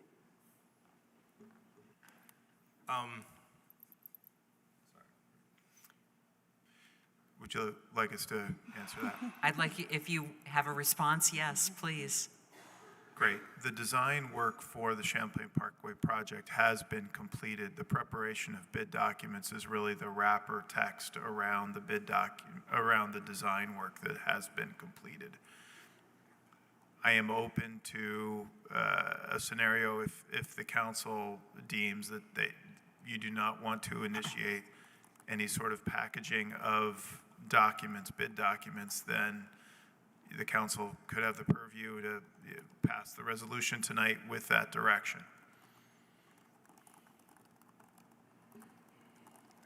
I'd make that, I don't know if it's a motion or it's an amendment to the current motion that's there. Asking that we not expend, that we not do the work, however you said it. All right, I don't have it. It's getting late, but you know what I'm doing. So I need some help here in wanting to get that done because that community has suffered enough. Okay, we're going to have to. I understand you want to make an amendment to the motion. We're going to need probably a couple of minutes to be able to work the wording out on that. I'll go to Councillor Jang, who is next in the queue. Perhaps you might be able to work that out. If not, we'll take a couple minutes break after Councillor Jang. Please go ahead, Councillor Jang. Thank you, President Paul. And I think what I needed to ask Director Spencer did answer the question about what it entailed, the preparation of Phase 2. He answered it. It's just like paperwork, right? Thank you. But also wanted to just comment that, Mr. Corey, I am pretty aware of the great work you do on the King Street neighborhood for your children. And I know as a person of color, you will not do anything to harm that population. Because I just wanted to say that as well, because I have seen you into action doing great work for King Street and the kids who are utilizing that facility. Thank you for that. Happy to support this with or without amendment, and I do believe that our city definitely need this project. And we've been very close. We had an agreement between Phase 1 and Phase 2, and from my perspective, voting yes will not change the contract for Phase 2. It will come back here to the City Council. happy to support it, and good work, guys. Thank you. Thank you, Councillor Jang. So just to clarify, the contract, the amendment that we are voting on right now does not impact the second or third phase of the project, just so that everyone understands. If you could clarify that completely, that would be helpful. That's correct. This does not impact that. This amendment is to allow Du Bois and King to continue providing service and assistance to the city in managing the current contract and addressing other questions and responses that are coming up for the work. Okay, so any amendment that would completely clarify that would simply be just an additional clarifying amendment, or so it would seem. That's what it would seem. Okay, all right. Councillor Bergman, I'll go back to you if you have an Thank you. if have With that Councillor Hightower's assistance, I believe that amending the recommended action after the last word, two words, initial construction, to say amending the scope of work to not include any work on phase 2. Okay, so we have a motion. We have an amendment, a motion to amend. And if you could just repeat that again, Councillor Bergman, this would be after the words initial. Construction at the very end. At the very end, completion of initial construction. Amending the scope of work to not include any work on phase 2. Okay, thank you. Is there a second to that amendment? Can we hear from Yeah, we can. Champlain first? We can. Let's make sure we have a second. Do we have a second? Seconded by Councillor McGee. So we'll go to, we have the amendment on the floor. Before we go to Councillor comments, certainly, Director Spencer, please. Yes, I think generally this is friendly to staff. I would suggest that phase 2 be replaced with final construction contract. The terminology we've been using is initial construction contract and final construction contract. Okay, thank you so much. Did you want to add anything to that? No, right, okay. And I would adjust my amendment to reflect that. Thank you. That's just a technical correction. Are there any councillors that wish to speak to the amendment only? Councillor Jang. Yes, it's a question for this team, and was just wondering, with this amendment, what changed from your perspective? We would not have D&K assist with any compiling of the bid documents for the final construction contract. Okay, but phase 1 will move. They would still continue to provide the services as the contract is. Wonderful. Then I will support the amendment. Thank you. Great, thanks, Councillor Jang. Councillor Carpenter. I guess I'm a little confused about why we wouldn't want to do that. I mean, I guess I'm not understanding the value of what this amendment would do or not do. I mean, don't you need their assistance at some point or not? We are still getting their assistance on the initial construction contract, and as the contract with them has been going. What this is saying is that, and if I'm understanding the intent, is that the council does not wish for any of the additional services to go towards the final construction contract at this point. But are we not going to need that assistance at some point? Per this request, the addendum would be as such. We would be back to council then to get approval for final construction if we are to use their services again for that portion. So you're going to have to come back and ask us the same thing? Correct. At a future point, right? Correct. So by delaying it, you're still going to come back to us? Correct. Okay. I guess I feel like we should, I appreciate people's concerns about the connection to I-89, but I'm not reading this into that at all. No, hearing- we'd be coming back to council prior to awarding of that contract. Right. Commencement of work. Okay. Thank you, Councilor Carpenter. I think the point of the amendment, and others can say if they disagree, is that there are concerns about the rail yard enterprise project and wanting to do this in a way, in a deliberative fashion, so that we know what we are doing in advance of doing it. And that, I believe, is the majority of the reason for the amendment. But if the maker has I will just say, I supported Phase 1 very clearly, saying that I would not support Phase 2, that I needed to have, as it would connect to the to Maple Street, that we needed to have the Railroad Enterprise District. So that makes that clear, and I need this vote to be true to myself, because otherwise I'm just I'm just fooling myself, and I'm not going to do that. Thank you, Councilor Bergman. Councilor Hanson, and then we'll try to go to vote on the amendment. Yeah, just going off of that is staff did tons of work to bifurcate, maybe that's the wrong word, but separate this project into the two phases so that the city council would retain the ability to potentially not move forward with Phase 2 or delay Phase 2, depending on other construction in the South End and how this would impact people's livelihood in the South End and especially in the King Maple neighborhood. So for us, after doing all that work, for us to then put money towards paying a contractor to start preparing bid documents for Phase 2 is not really consistent with the bifurcation and leaving that flexibility and not putting resources yet towards that. So I think the amendment makes sense, and I'll support it. Great. Thank you, Councilor Hanson, for that further clarification. Let's go to a vote on the amendment. All those in favor of the amendment, please say aye. Aye. Are there any opposed? Please say no. So that amendment passes unanimously. So we're back to the recommended action, and if there are no comments on the recommended action as amended, we'll go to a vote. All those in favor of the recommended action as amended, please say aye. Aye. Aye.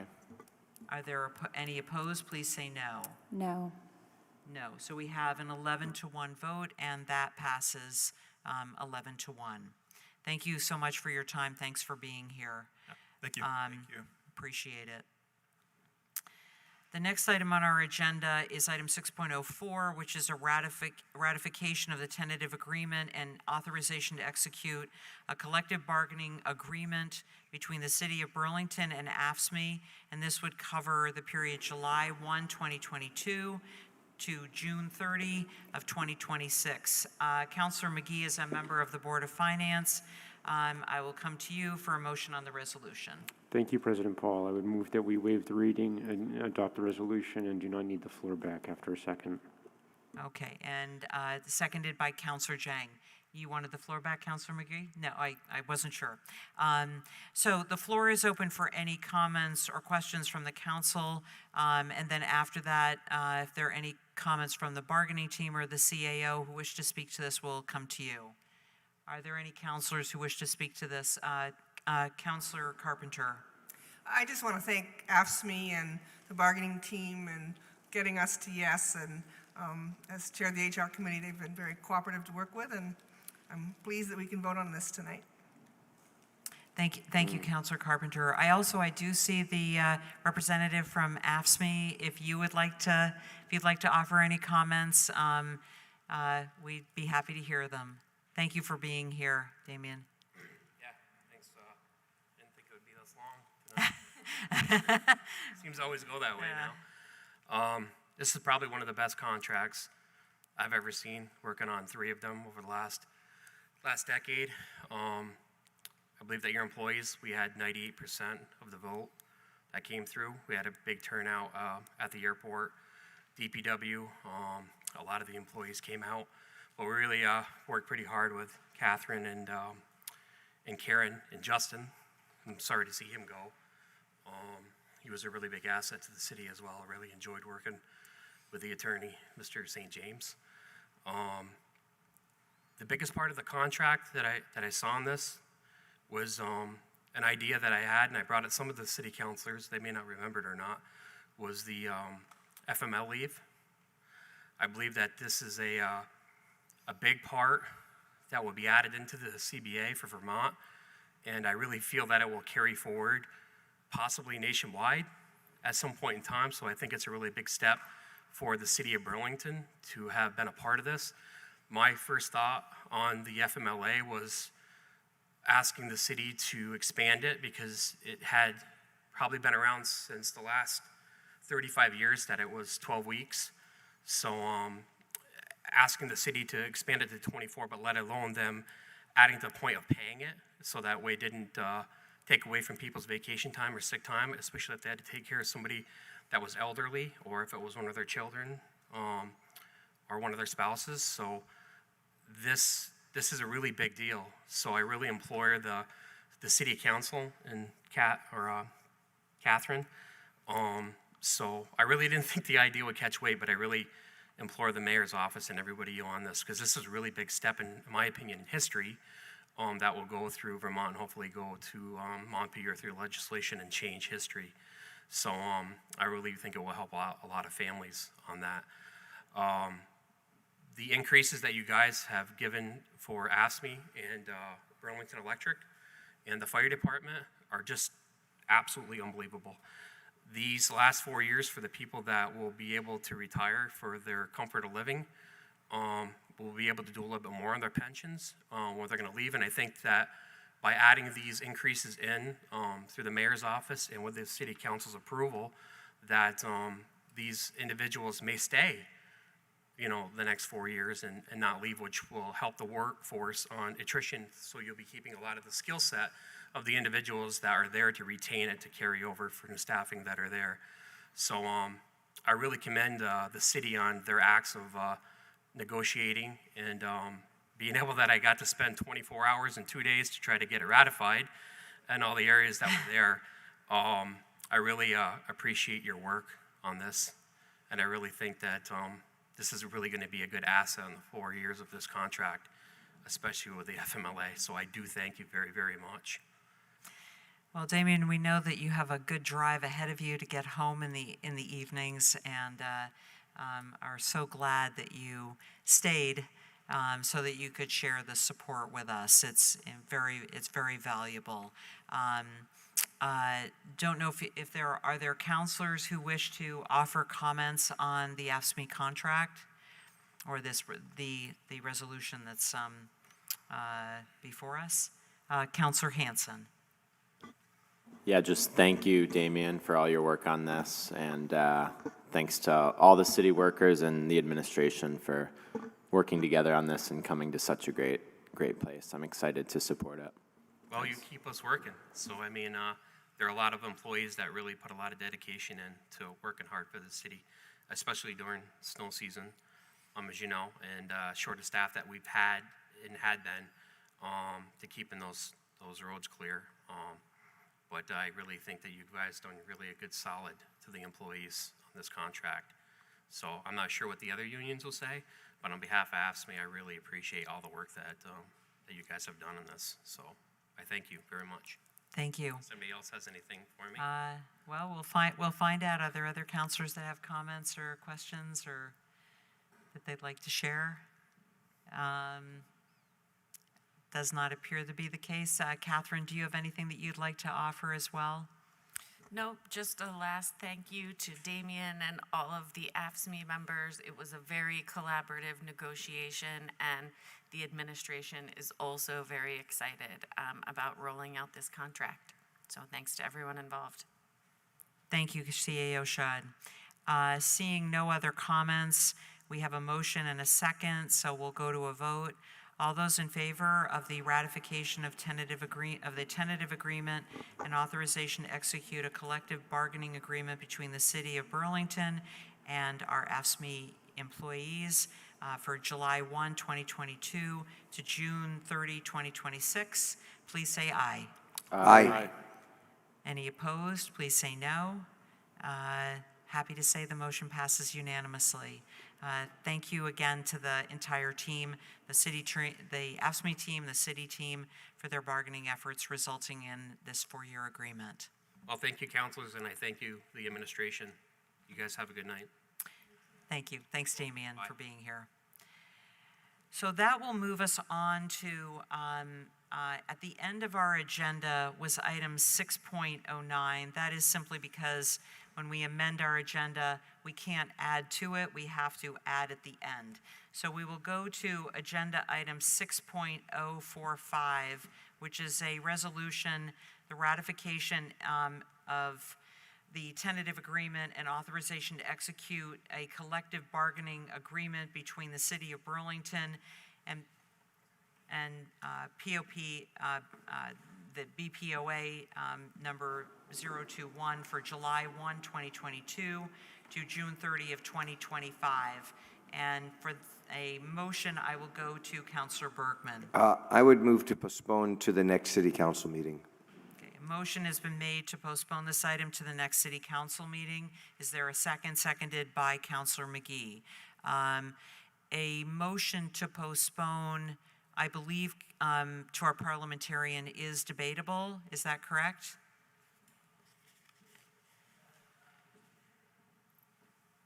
Yes. Okay, so this motion is debatable. Are there any councilors who wish to offer comment or question? If there are none, then we would just simply go to a vote. All those in favor of the motion to postpone this item to the next council meeting, please say aye. Aye. Aye. Any opposed? Please say no. So that motion passes unanimously. We'll just note Councilor Hightower was not present for the vote, nor was Councilor House. So we have 10 councilors voting on this item. Thank you. Thanks very much. We'll go back to item number 6.05, which is the CDO parking minimum and maximum parking requirements and transportation demand management, ZA 2207. Now, my understanding is that Councilor Hansen is going to offer a motion on this item, and there are amendments that are posted that will then be offered by Councilor Travers. Point of information Yes. or order. We are getting close to the time, and I would maybe move to suspend the rules. Is it too early to suspend the rules and have us finish all the items on the deliberative agenda? So that would go through 6.08 with the schools who are patiently waiting in the back row there. That's great. So a motion has been made to suspend our rules to complete the items on our deliberative agenda, which would be from 6.05 to 6.08. Is there a second to that? That would be seconded by Councilor McGee. All those in favor of the motion to suspend the rules to complete our deliberative agenda, please say aye. Aye. Are there any opposed? So that passes unanimously, again with Councilors Hightower and House that are absent. However, it is a unanimous vote. So thank you so much, Councilor Bergman. So we'll go we'll go back to 6.05. I believe that I have this correct, so I'm going to go to Councilor Hansen for a motion. Great. So I'll move to waive the third reading and warn the ordinance with technical corrections recommended by the Planning Commission. In addition to, I'm just going to incorporate the other amendments too. So I believe it's all captured in the document that says final,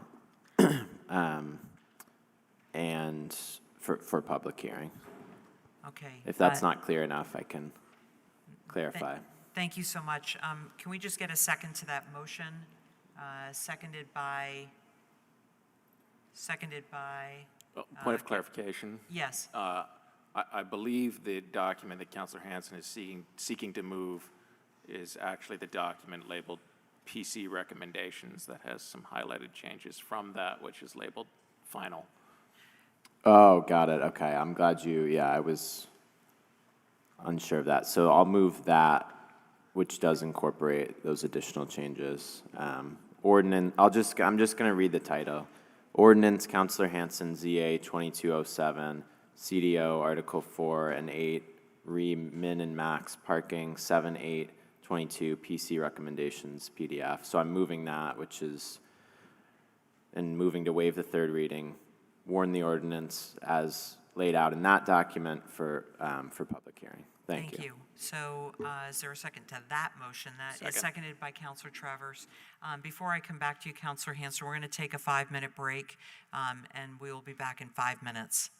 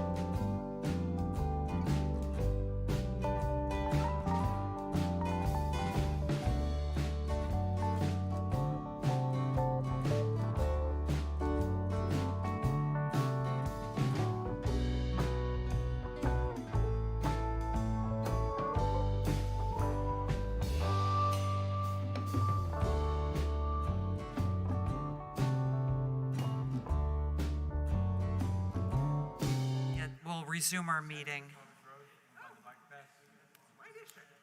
Yeah, when you go Besseries, you make a left at Besseries. Yeah, oh, I know. That's good. I see it. Good to see you. So my apologies for that interruption. We have a motion, we have a second to move. Counselor Hanson, can you just repeat which one of these versions you were moving so we all are on the same page? Yeah, it's the first document listed on board docs, ordinance, Counselor Hanson, ZA 2207, CDO, Article 4 and 8, re-min and max parking, 1822 PC recommendations.pdf. Great, thanks, Counselor Hanson, and my apologies. In the midst of the interruption, I couldn't remember. Did you want the floor back? Yeah, or maybe after Director Tuttle. Okay, so. Were you going to say something? Or? Yeah. I think Counselor Traverse was going to introduce this one. Oh, okay, wonderful. We'll go to Counselor Travers then. Well, I actually think it's worth yielding back to Counselor Hanson. You know, I would just say that it is worth noting. I know that the Ordinance Committee with the prior council spent a great deal of time on this, at least 5 public meetings. I know the Planning Commission as well has spent a great deal of time on this with at least 5 public meetings themselves, as well as a public hearing on it. My predecessor on the Ordinance Committee, former Counselor Mason, I know, did great work to steward this through the committee process, and appreciate certainly all the work that Counselor Hanson has put into this. And I suspect if he's willing to take the floor back, the individual to be speaking on it, and thank Director Tuttle for being here as well. Thank you, Counselor Travers. So, Counselor Hanson, would you like the floor Sure. back? Sure, Okay, yeah. I'll please try go to ahead. abbreviate what I was going to say because we're taking this up very late. But yeah, we've been discussing this issue since 2019, the Housing Summit, at least that long. And this is an issue that is beneficial in a number of ways. It's beneficial for housing, climate, livability, transportation, safety, urban heat effects, so many different issues, cost of living, and more. And I think this is a really exciting step forward. We already took a step forward in this regard in 2020 when we eliminated parking minimums for downtown and along transit corridors and replaced those with sustainable transportation requirements. And 2 years later, this is really an expansion of that successful policy to be citywide with some changes. And this is, I had introduced this originally September of last year, and really appreciate the support of the council throughout this process, and the support of staff and collaboration of the Planning Commission throughout. And now we're at 3rd reading. The Ordinance Committee spent a few months on it. During that time, Planning Commission also held multiple meetings on it. We did have at least 1 joint meeting. During that time, it was passed again unanimously by the council in March. Really, the only changes since that unanimous second reading in March is really what came from the Planning Commission. However, you'll notice we didn't take everything that they recommended. This has been a long and substantive part of this debate is around the TDM aspect, and in their memo, they recommended some pretty big changes that, again, have been raised throughout since 2019, and that's not the direction that we've chosen to go this far. I don't feel the need to get super deep into that unless we need to, but we did take basically all their other changes, the technical changes and the more minor changes are incorporated into this. So all that being said, I think this is a huge opportunity to do something really meaningful on housing and climate and other issues, and I hope we can get this done tonight. In terms of some of the other issues that we've heard sort of just in the last few hours around a waiver process, I think that's definitely worth looking at. I'm definitely not comfortable trying to come up with something at 10:30 after a 10-month process with all these meetings, but open to working on in the future. But I think tonight we should get this done. This is a huge step forward. Thank you. Great. Thank you, Counselor Hanson, and for all your work on this. We do have Planning Director Megan Tuttle here, and offer us some words of wisdom on this, and any comments you'd like to make, please. Thank you. I'll just say thanks to the council and the council ordinance committee that spent time on this ordinance. As Councilor Hanson said, I think that policies to help us reduce the impact of parking on housing cost, housing availability, and land use in general has long been a policy objective that our department has been interested in working with you and the Planning Commission to help advance. So thank you to Councilor Hanson for continuing to move this policy broader than the areas that we had initially adopted it and expand it citywide. I appreciate as well the Council Ordinance Committee's engagement with the Planning Commission. Really on their behalf, thank you for giving them the opportunity to review the ordinance and provide you with detailed feedback, both early in your process as well as at the end here during the technical amendment process. Thank you, Director Tuttle. Are there councilors who wish to offer any comments or questions, have any questions on this ordinance and the referral to a public hearing? Seeing none, then we have a motion and a second. We can go to a vote. All those in favor of the motion, please say aye. Aye. Aye. Any opposed, please say no. No. No. So there is one absent. The vote is 10 ayes, 1 nay, and 1 absent. Yes, and Councilor Freeman is there as well. So yes, that is the vote. Thank you so much. The motion passes. So we'll move on to item 6.06, which is an ordinance electricity permitting fees and reporting structure. As chair of the ordinance committee, I will go to you, Councilor Travers, for a motion. Thank you, President Paul. I move to waive the second reading, approve the ordinance as amended, and ask the floor back with a second. Great. So a motion has been made to waive the second reading and approve the ordinance. Is there a second to that motion? Councilor Shannon. Councilor Travers, the floor is yours. Thank you very much, President Paul. In the interest of time, I spoke with Director Ward, who is here, prior to this agenda item, and spoke to him about as chair of the Ordinance Committee, providing a brief overview of the resolution. The resolution is relatively minor in nature. It makes some technical changes in updating the name of the department and of Director Ward's title as well. It updates the pronouns within the resolution to gender-neutral pronouns. There are a couple, again, relatively minor substantive changes. One is that it adds to the list of work for which electric permits are not required, device replacement, including but not limited to installation of replacement smoke detectors where no wiring is required, as well as direct equipment replacement, including but not limited to motors and controllers. And finally, it does include a slight increase to fees associated with electric inspections. I can say that Director Ward came to the Ordinance Committee explaining how the current fees do not cover the administrative expenses of the electrical inspections taking place. Unlike some other inspections that take place throughout the city, there is no re-inspection fee associated with electric inspections, so that is added by this as well. I know Director Ward is here to answer any questions, but I think that covers it all. Great. Thanks, Councilor Travers. Are there any councilors? We do have Director Ward here. If there are any councilors that have any questions, I'm sure he would be happy to answer them. Any comments, councilor questions? It doesn't appear that way.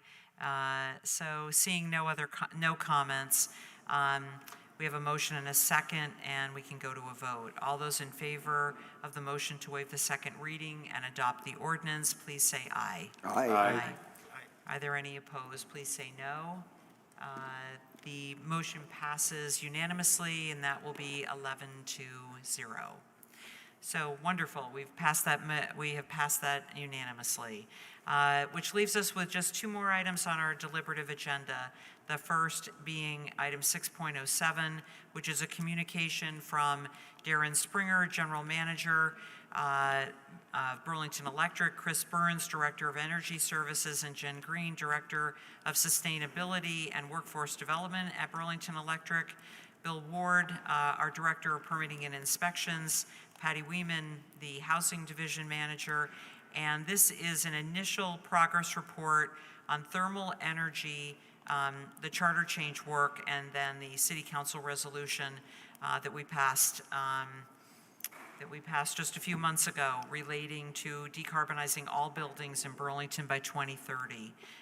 Welcome, Darren and Bill. My understanding is you have some brief comments that you'd like to make. We know that we have a detailed report, but certainly would welcome your comments, and then we'll go to councilor questions. Thank you for being here and for waiting all this time for us. Thank you. Good evening. We're joined by our colleagues are on the Zoom, Chris Burns, Jen Green, and Patty Wayman. Yes. Just to briefly summarize the communication related to the resolution and the city's charter change, we've been working with a national organization called the Building Electrification Institute. They've been helping us review policies that may be relevant in other jurisdictions. We've looked at similar building policies in Denver, Boston, and New York City. A brief summary of those are in the report. We've also begun, but have not done as much public stakeholder engagement as we would like to, and as outlined in the kind of the forward-looking timeframe. But we have had engagement with the University of Vermont, with University of Vermont Medical Center and Champlain College, and we are looking forward to additional engagement there. And we tried to summarize very briefly the different sectors: new construction, major renovation, and then city buildings and large existing commercial buildings. Some different thoughts there. I think with new construction, we already have a primary renewable heating ordinance that's already on the books. Our work will be to explore whether things can be added to that would further reduce fossil fuel use in new construction. And that could include additional uses like water heating, cooking, etc. I'd note that the definition in the primary renewable heating ordinance is relatively broad, includes a variety of renewable fuels and technologies. We have some ideas for expanding that definition for additional policy and trying to make it as flexible and inclusive as possible. For major renovation, we have a recommendation to include a definition in the final report. We did not make one in this report. And then for large existing buildings and city buildings, we reviewed two different approaches. One approach would be every time a building pulls a permit, you require them to make a switch from fossil fuel to renewable.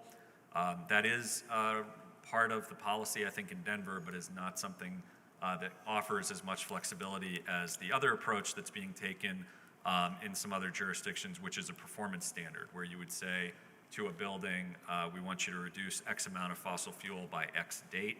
That gives them more flexibility to achieve that. And we also recommend that for building owners that have multiple buildings that might be included in this cohort, that they would have the option to comply over the portfolio of buildings as opposed to a single building approach. That will give them more flexibility to achieve reductions in some of the buildings that are easier. There are going to be issues around historic preservation, whether things like processed steam, which is used at places like the hospital, should be included or not included in this type of definition. And there are two cross-cutting issues that we outlined. One is, as allowed by the charter change, should we have some sort of alternative compliance carbon fee? I think that's something that there will be a desire to discuss because it sets a economic threshold for different measures and gives building owners the option of looking at the different measures and looking at the carbon price and deciding which is the cheapest form of compliance.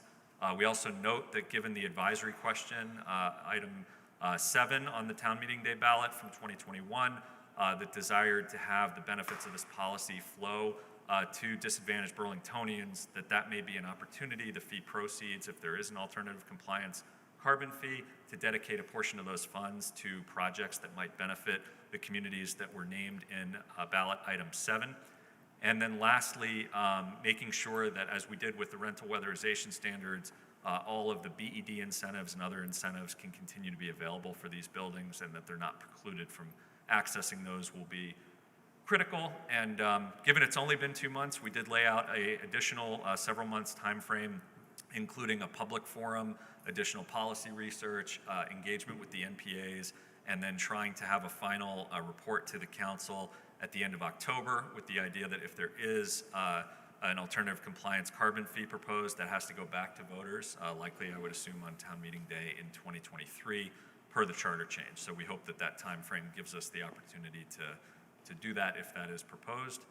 I want to just thank my colleagues for their work on this as well, and glad to answer any questions.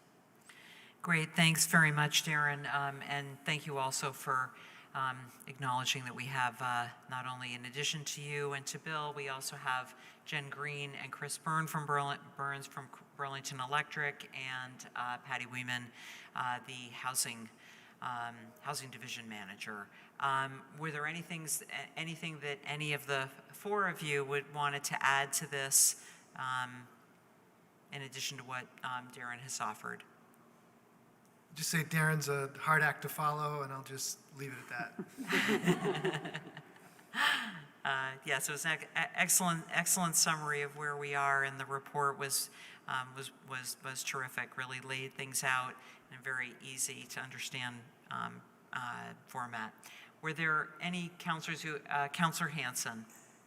Yeah, thank you so much. Look forward to engaging with you further on this. As you can see, we've had a lot on our plate the last few days getting ready for this meeting, so definitely we'll be engaging with you more. But one immediate question is, did you all evaluate a ban on gas hookups for new buildings? And if so, can you share what you found in that evaluation? We did not specifically evaluate a ban on gas hookups. I think the primary renewable heating ordinance really took the approach of saying you can electrify, obviously, with heat pumps or with geothermal. You could switch to wood heating, or you could have a conventional system provided that you have a long-term contract for a renewable fuel. And we, in the report, recommend expanding that approach of inclusive of all renewable fuels. So not taking an infrastructure approach, but taking a renewable fuel approach and saying it's not about what type of system you have, but if you're going to have a conventional system, we want you to have a long-term contract for renewable fuel for that system. So that was the approach we outlined in new construction, subject to much more additional work, obviously, and stakeholder feedback. But we really tried to build off of the existing city ordinance in that report. Okay. Got it. Thank you. Well, look, many more questions and thoughts to come, but I'll save them for now. Thank you. Thank you. Thanks very much, Counselor Hanson. Are there any other comments or questions? Counselor Jang. Thank you. I think the memo is very well written with a lot of details. I think it's an amazing work. But I wanted to see if you can expand on, potential maybe pushback from UVM, if any, because that paragraph wasn't very clear. Sure. I think we had 3 meetings with UVM over the course of the last 2 months. So we've had, I think, the most engagement with them. Deeply appreciate their engagement. They, I think, like the city, are on a mission to take steps relative to climate. And so I think we're aligned in our mission. And one of the things that I think we'll find, not just from UVM, but probably from everybody who might have a building that's affected by this, is they want the city to set policy that's realistic, that's pragmatic, that's achievable, that takes economics into consideration, and takes the current economic situation into consideration. We have high inflation, we have volatile fuel prices. I think there are great opportunities to reduce that volatility by moving off of fossil fuel. So I think this is an opportunity as well. But I think we're going to have alignment, I believe, on the idea of wanting buildings to be more efficient, to reduce fossil fuel use. I think that buildings that are affected, they're going to want the maximum amount of flexibility, and they're going to want targets that are practical and achievable and cost-effective. And that's something we want as well. Thank you. I think it's good. Now, and we're talking only about new building, and or buildings that are going under major renovation, etc., but not residential buildings currently in the city. That's correct. This, it's worth repeating over and over because I know that there are misconceptions. This does not affect existing residential buildings as it's been drafted and as we've been working on it. It would affect new construction, would affect large existing commercial buildings. We're not looking to have this affect, at least in this iteration, small businesses. This is about larger buildings that have a capital budget, that are making plans over a period of time and making sure that city policy can move those buildings towards more efficiency and fossil fuel reduction. And this also affects city buildings. So our recommendation is that whatever we decide on as a community for large existing commercial buildings should also apply to city buildings. The city can continue to lead by example as well. Yeah, but at the same time, this is not what the voters voted on. Like this change, I don't know what has changed in between. So the charter change that was voted on and that was approved technically applies to all buildings. Yes. So we're working under the council resolution from May that really said we want you to look at new construction, major renovation, large existing buildings, city buildings. So that's what we're focused on here, not residential buildings. And the city could decide in the future that it wants to take a different or more expansive approach, but that's not what we're focused on at the moment. All right, thank you. Thanks, Councilor Jang. Are there other councilors with questions or comments on this report? This is an initial report. We're going to get an opportunity to come back and discuss this at greater length soon, but not too soon. Seeing no other comments, thank you for the report, the presentation. We'll look forward to the final report in October of this year. Thanks so much for being here and for waiting all this time. Thank you. Appreciate it. It's an informational thing. I don't think there is a motion. I think it's waiving the communication. Sure, if you want to do that. We'll get a motion on that as well. Great. I move to waive the reading, accept the report, and place it on file. Okay, a motion has been made and seconded by Councilor Hanson. All those in favor of that motion, please say aye. Aye. Any opposed? So we will move on to our last deliberative item, which is 6.08, a presentation from the school administration and board on the BHS BTC 2025 project update. Thank you so much to all of you, to Superintendent Flanagan, Chair Claire Wool, and Finance Director Nathan Lavery of the schools. My understanding is you have a PowerPoint, and if you could, take hopefully no more than about 10 minutes to give us that presentation, and then we'll go to councilor question and further discussion. Thanks so much for being here. Great, thank you so much for having us this evening. To the whole council, President Paul, thank you for having us on the agenda tonight, and apologies for confusion around the agenda item this evening. But we appreciate the opportunity to be here. I'll be concise and leave time for questions. This is really an opportunity to provide an update on where we are with the BHS BTC 2025 building project, and specifically to follow up with questions that you all brought to us the last time we met with you in June, and really to prepare you for our presentation of the bond ballot language on August 15th, and to take and answer any questions that you may have. So we have a couple of slides here that we've already gone through, so I won't go through those again, and we'll just keep jumping. After that one, there's the schematic design, which you can again see laid out on the building, laid out on the property there. The next slide shows similar design, or the same design from a different angle. Pretty beautiful building. I do say so myself. I didn't design it though. So. And then the next slide is where we'll get into the answers and to the questions that you brought forward to us.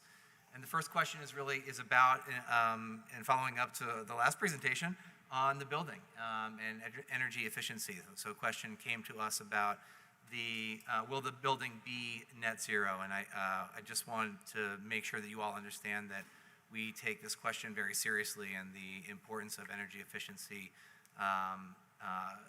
extremely seriously as a educational operation. We need to make sure that we are leading the way, and that our students understand the importance of the environment, the climate, and the impact that humans are having on the climate. We are conducting energy modeling right now. We're designing right now for LEED certification, but the net zero potential still remains. There is a cost-benefit analysis that we need to conduct, and also we need to decide if we're going to continue to use the wood chip plant that was built in 2006, 2007, that currently heats the building. And wood chip plants are inherently not net zero, is my understanding from our team, and so that's something that we have to work through. And we are working toward having more concrete answers to that question pre-bond.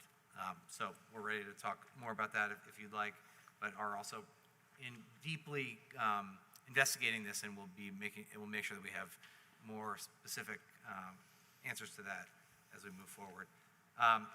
The second big question was, should we delay a bond vote or the project until March or later? And I think, not to sort of overstate this, but we do believe it would be catastrophic to move this back.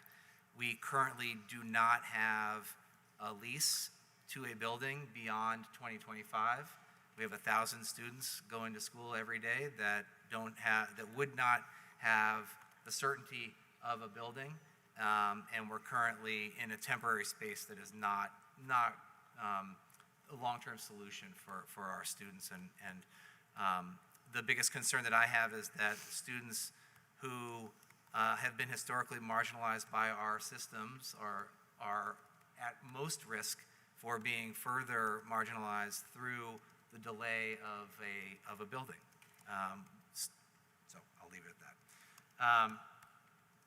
So those are the answers to those two questions there.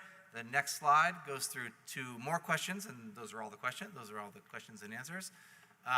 And that is the estimated bond amount and the cost to taxpayers. So currently, we are still at the same number that we were at when we were here last time, which is $165 million for the overall building, for the cost of the proposed bond vote. Tax impacts will come in late July, so we will have a better sense of the exact tax implications in late July.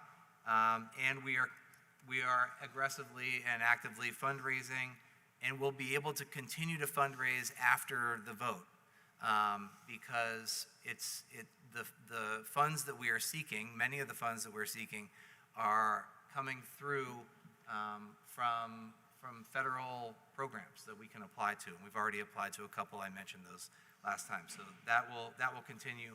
And the last question was about the funding and what funding is in place. And I would and so the funding, we've already identified $25 million through grants and savings, and reduced the cost of the original design by $20 million. And we've also chosen, of the 5 option designs that were presented to us by our design team, the least expensive option from the start. So we'll continue, though, to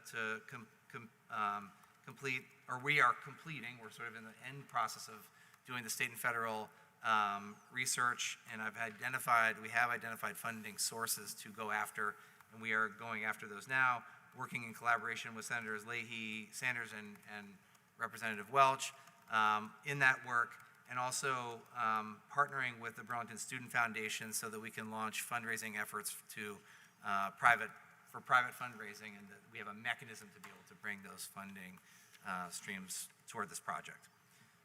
The next steps, which is that last slide, are that the schematic design cost estimate comes to us in July. So we've been talking about the $165 million number, but that number will become more precise once we get the schematic design cost estimates in July. And the bond ballot item then we plan to bring to you on October 15th. Sorry, August, not October. Thank you. What time is it? And then we can take questions now, or we can also take them and answer them now, or we can take them now and provide some written commentary. So with that, did I miss anything? Anything else, the other, Claire or Nate? No, we just look forward to, I know we'll have questions, whether we come to the Board of Finance before, mechanical questions, meeting mechanicals before the your August meeting, because we know the deadline to the state for ballot language is the 17th. If you could just speak into the mic. Sorry. Yep. So it would just be, what meetings we'll be attending between now and August 15th, if any, with the Board of Finance and getting that bond language in front of you. Great. And my understanding is that you will have the tax and bond, the tax implications that will be available hopefully by the end of July, so that, and those will be forwarded to us so that we can at least on an informal basis be taking a look at that before we get to August. That's great. So are there comments, or Councillor McGee? Thank you. And thank you all for the work you've done to get this to this point, and the work you'll continue to do before we have to vote on a bond in August, and for sticking with us to this late hour. The only question I have is about the bond amount. The last presentation we saw had an amount of 150 million, and I noticed that this one says 165, so I'm curious if there's been a change in between the last meeting and this one, or if one of those figures was incorrect. Yeah, so we showed you the $150 million amount, but also spoke and showed you the $165 million amount to show the difference of where we were from 150 to 165. We were and still are aiming for 150, but we are coming up to a critical moment in time. And so one of the things that we have been thinking about is the wording of the bond language. So there have been prior bonds that have, and really any bond, says that you will borrow up to a certain amount. So we had a bond that the citizens of Burlington voted on that said we would borrow up to $70 million for the renovation project that we didn't complete. We did not borrow, we borrowed 66 million of the 70 million, and then we did not borrow the rest of the, we did not borrow the 66 million. So it's an example of, we don't have to borrow what we asked for in the bond, and we are going to continue to aggressively seek funding for that. The cost of the current estimate for the bond, if it was today, is $165 million.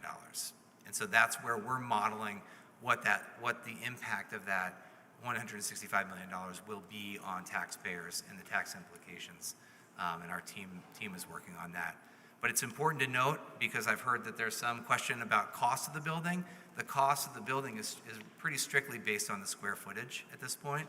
And it is the cost of a high school building in our region now. And we chose the least expensive option from the beginning of the 5 options. So I just wanted to make sure that was kind of reiterated, because I think it's an important point that I don't want to get lost. But the current bond amount, if it were today, would be $165 million. Great, thank you. And I certainly appreciate the care and attention you've paid to making sure that we're bonding for what we might need for this project, and also all the avenues you're pursuing to reduce the impact on taxpayers. So look forward to supporting this going forward, and hopefully having a new BHS by August of 2025. Thank you. Thanks, Councillor McGee. Councillor Hightower. This isn't a question, this is more a comment, but just looking at the new schematic designs and how much grading will likely have to be done behind the building for parking, and just maybe a small nudge of encouragement to look at what the cost of the building is versus the cost of that parking, and then if we're going to make cuts somewhere, maybe making it to the parking, and especially thinking about where we could possibly be by 2025 and or beyond. And yeah, thank you all for sticking it out with us this late and keeping us up to date. Absolutely. We will do that. We're also excited. This building has a huge number of bicycle parking spaces, both covered and uncovered. So I think, we're going to do all that we can to encourage multimodal transportation for sure. The other thing to mention that I didn't, but when you mentioned it, Councilor Hightower, I want to just make sure that I didn't forget to say it, that the cost of the bond, if it were today, is the building plus the $30 million that it costs to remediate and remove the old high school. And that's important because we originally did not know that we would need to take that down first. But based on everything we know now,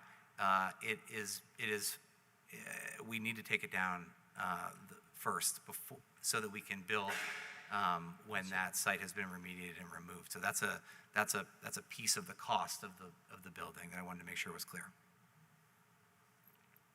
Great, thanks, Councilor Hightower. Councilor Barlow. Thank you, and I want to reiterate my thanks to you for sticking with us for so long tonight. My question is more about the progress. I'm wondering about the progress you've made in trying to find alternative sources of funding, specifically for remediation. We know up to $30 million of the project is for site remediation and demolition, and $50 million is to support the tech center. And my understanding is, tech centers historically have not been borne by the local taxpayers, but by state institution funding or other mechanisms at the state level. And so have you made any more material progress on identifying sources of funding from state or federal sources for either of those two parts of the project? Yeah, yes, and I'll ask Nathan to talk a little bit about the fundraising efforts, because he'll have a little bit more detail on the specific programs that we think we're eligible for and are applying for, or we are eligible and are applying for. But I also but in terms of the technical center, we've already taken $20 million out of the technical center. So about half of the students who attend BTC go to BHS. So they spend half the day at BHS and half the day at Burlington Technical Center. And half of the students at Burlington Technical Center are BHS students. So what we have done with our conversations and with the possibilities that have popped up at just the right time at the airport with the city and the folks who were here earlier with Beta and Nick Longo and team, to move about half of the program space of our technical center to the airport. We are not planning to go to bond to support that, because we have $10 million that we received in a grant that we applied for through Senator Leahy's office. So that $10 million is in addition to the $25 million plus the $20 million that we pulled off that we've already taken away from the project.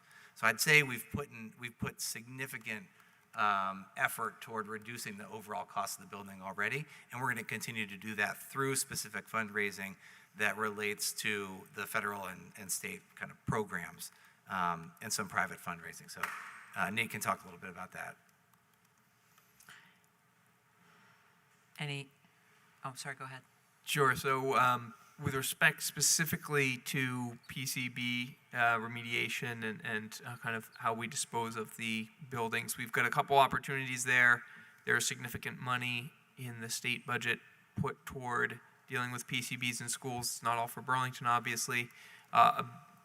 Most of that money is not going to be available until next year, which is an example of what we talked about earlier with respect to needing to bond for the amount we need, because we won't have certainty on what kind of allocation we could get. But that's a very real source right there. We've also made some progress trying to and work with our attorneys on the potential eligibility for brownfields money. There may be a path toward eligibility for brownfields money, which would be another opportunity. And there's formerly the limits to brownfield awards were lower, but more recently there was the state created some more flexibility in the size of those awards. And so we think that there's a potential there to, best case scenario probably be kind of an 8-figure award. That's all at this point. It's not concrete, but those are the areas that we're pursuing aggressively. And then beyond that, there are a number of other opportunities for funding other pieces and components of the project, be it stormwater, the kind of landscape and environmental design elements of it, things like electric car charging stations, even like there's a lot of different avenues. We've looked at both the state budget and the federal infrastructure bill to identify all those sources, and then we've prioritized which of those we feel like we have the most potential to kind of draw down or achieve. And I think the good news is that these are all, as Superintendent Flanagan mentioned, they're all existing programs predominantly.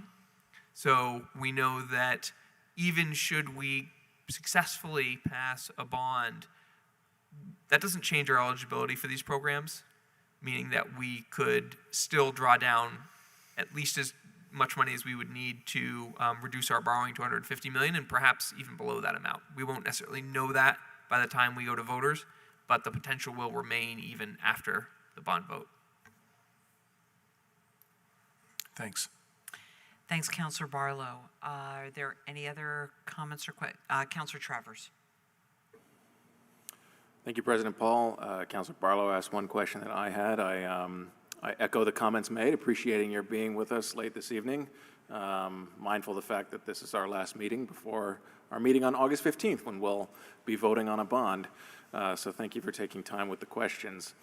Councilor McGee mentioned our discussion at our last meeting with respect to $150 million. I know $165 million has also been the number. I appreciate the extensive work that you have put into already bringing that number down to 165. I also appreciate the efforts you just spoke to bring that number even lower.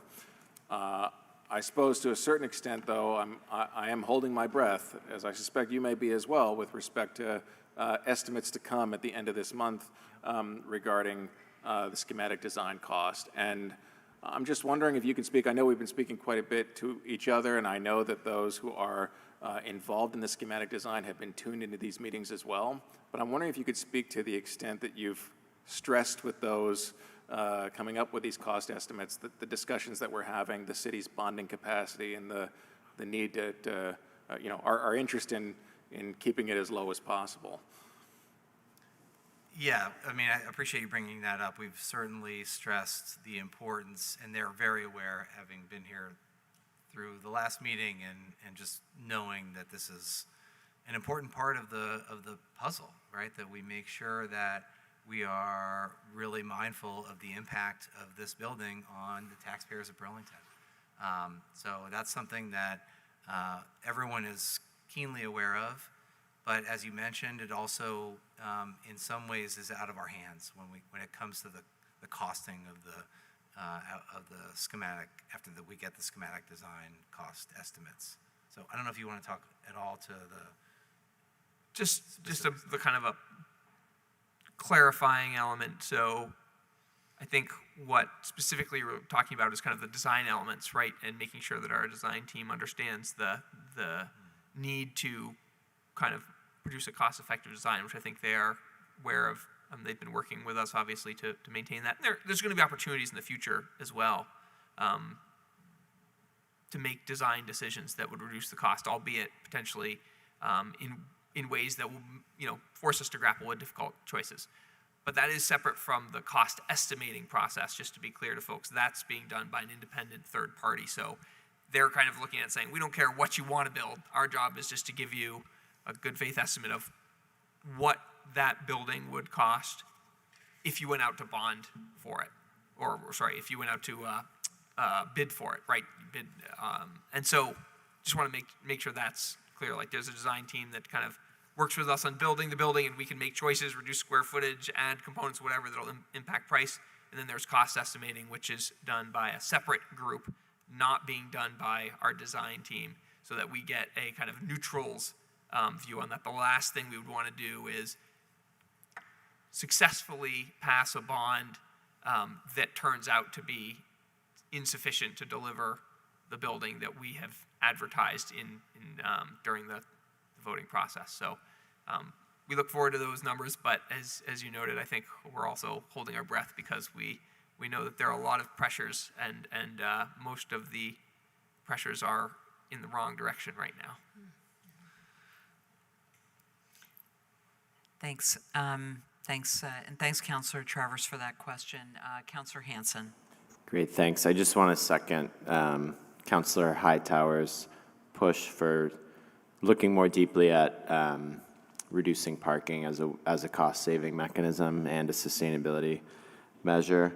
And then, yeah, would love to follow up with you all on the net zero piece, maybe with Burlington Electric as well. Have you all been consulting with BED on that aspect of this, or?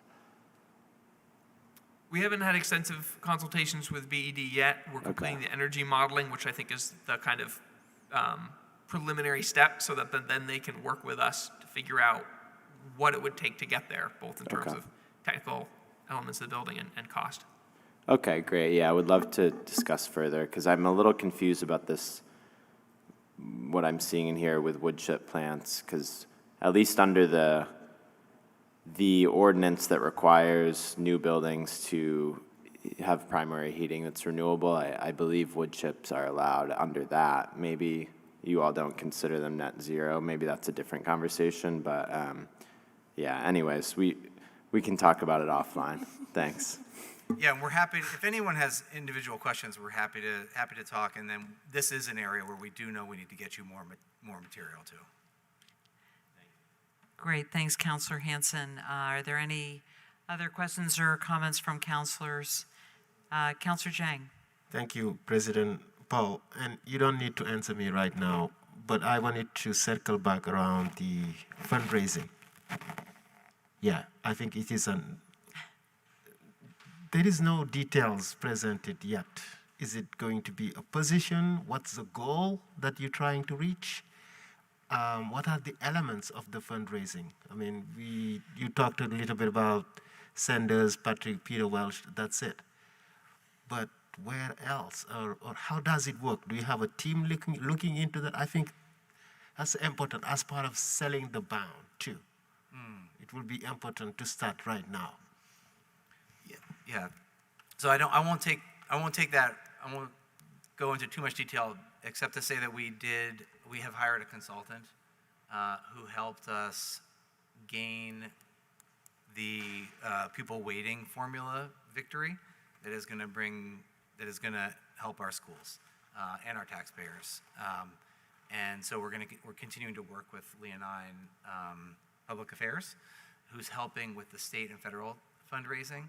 And then we are partnering with the Burlington Student Foundation so that they will provide a mechanism for us to do the private fundraising so that we can do individual outreach, and that's going to be calling lists of people to ask if they want to have a gym named after them or a library. And so that's going to be a part of our fundraising strategy. That is a part of our fundraising strategy. Thank you, Councillor Zhang.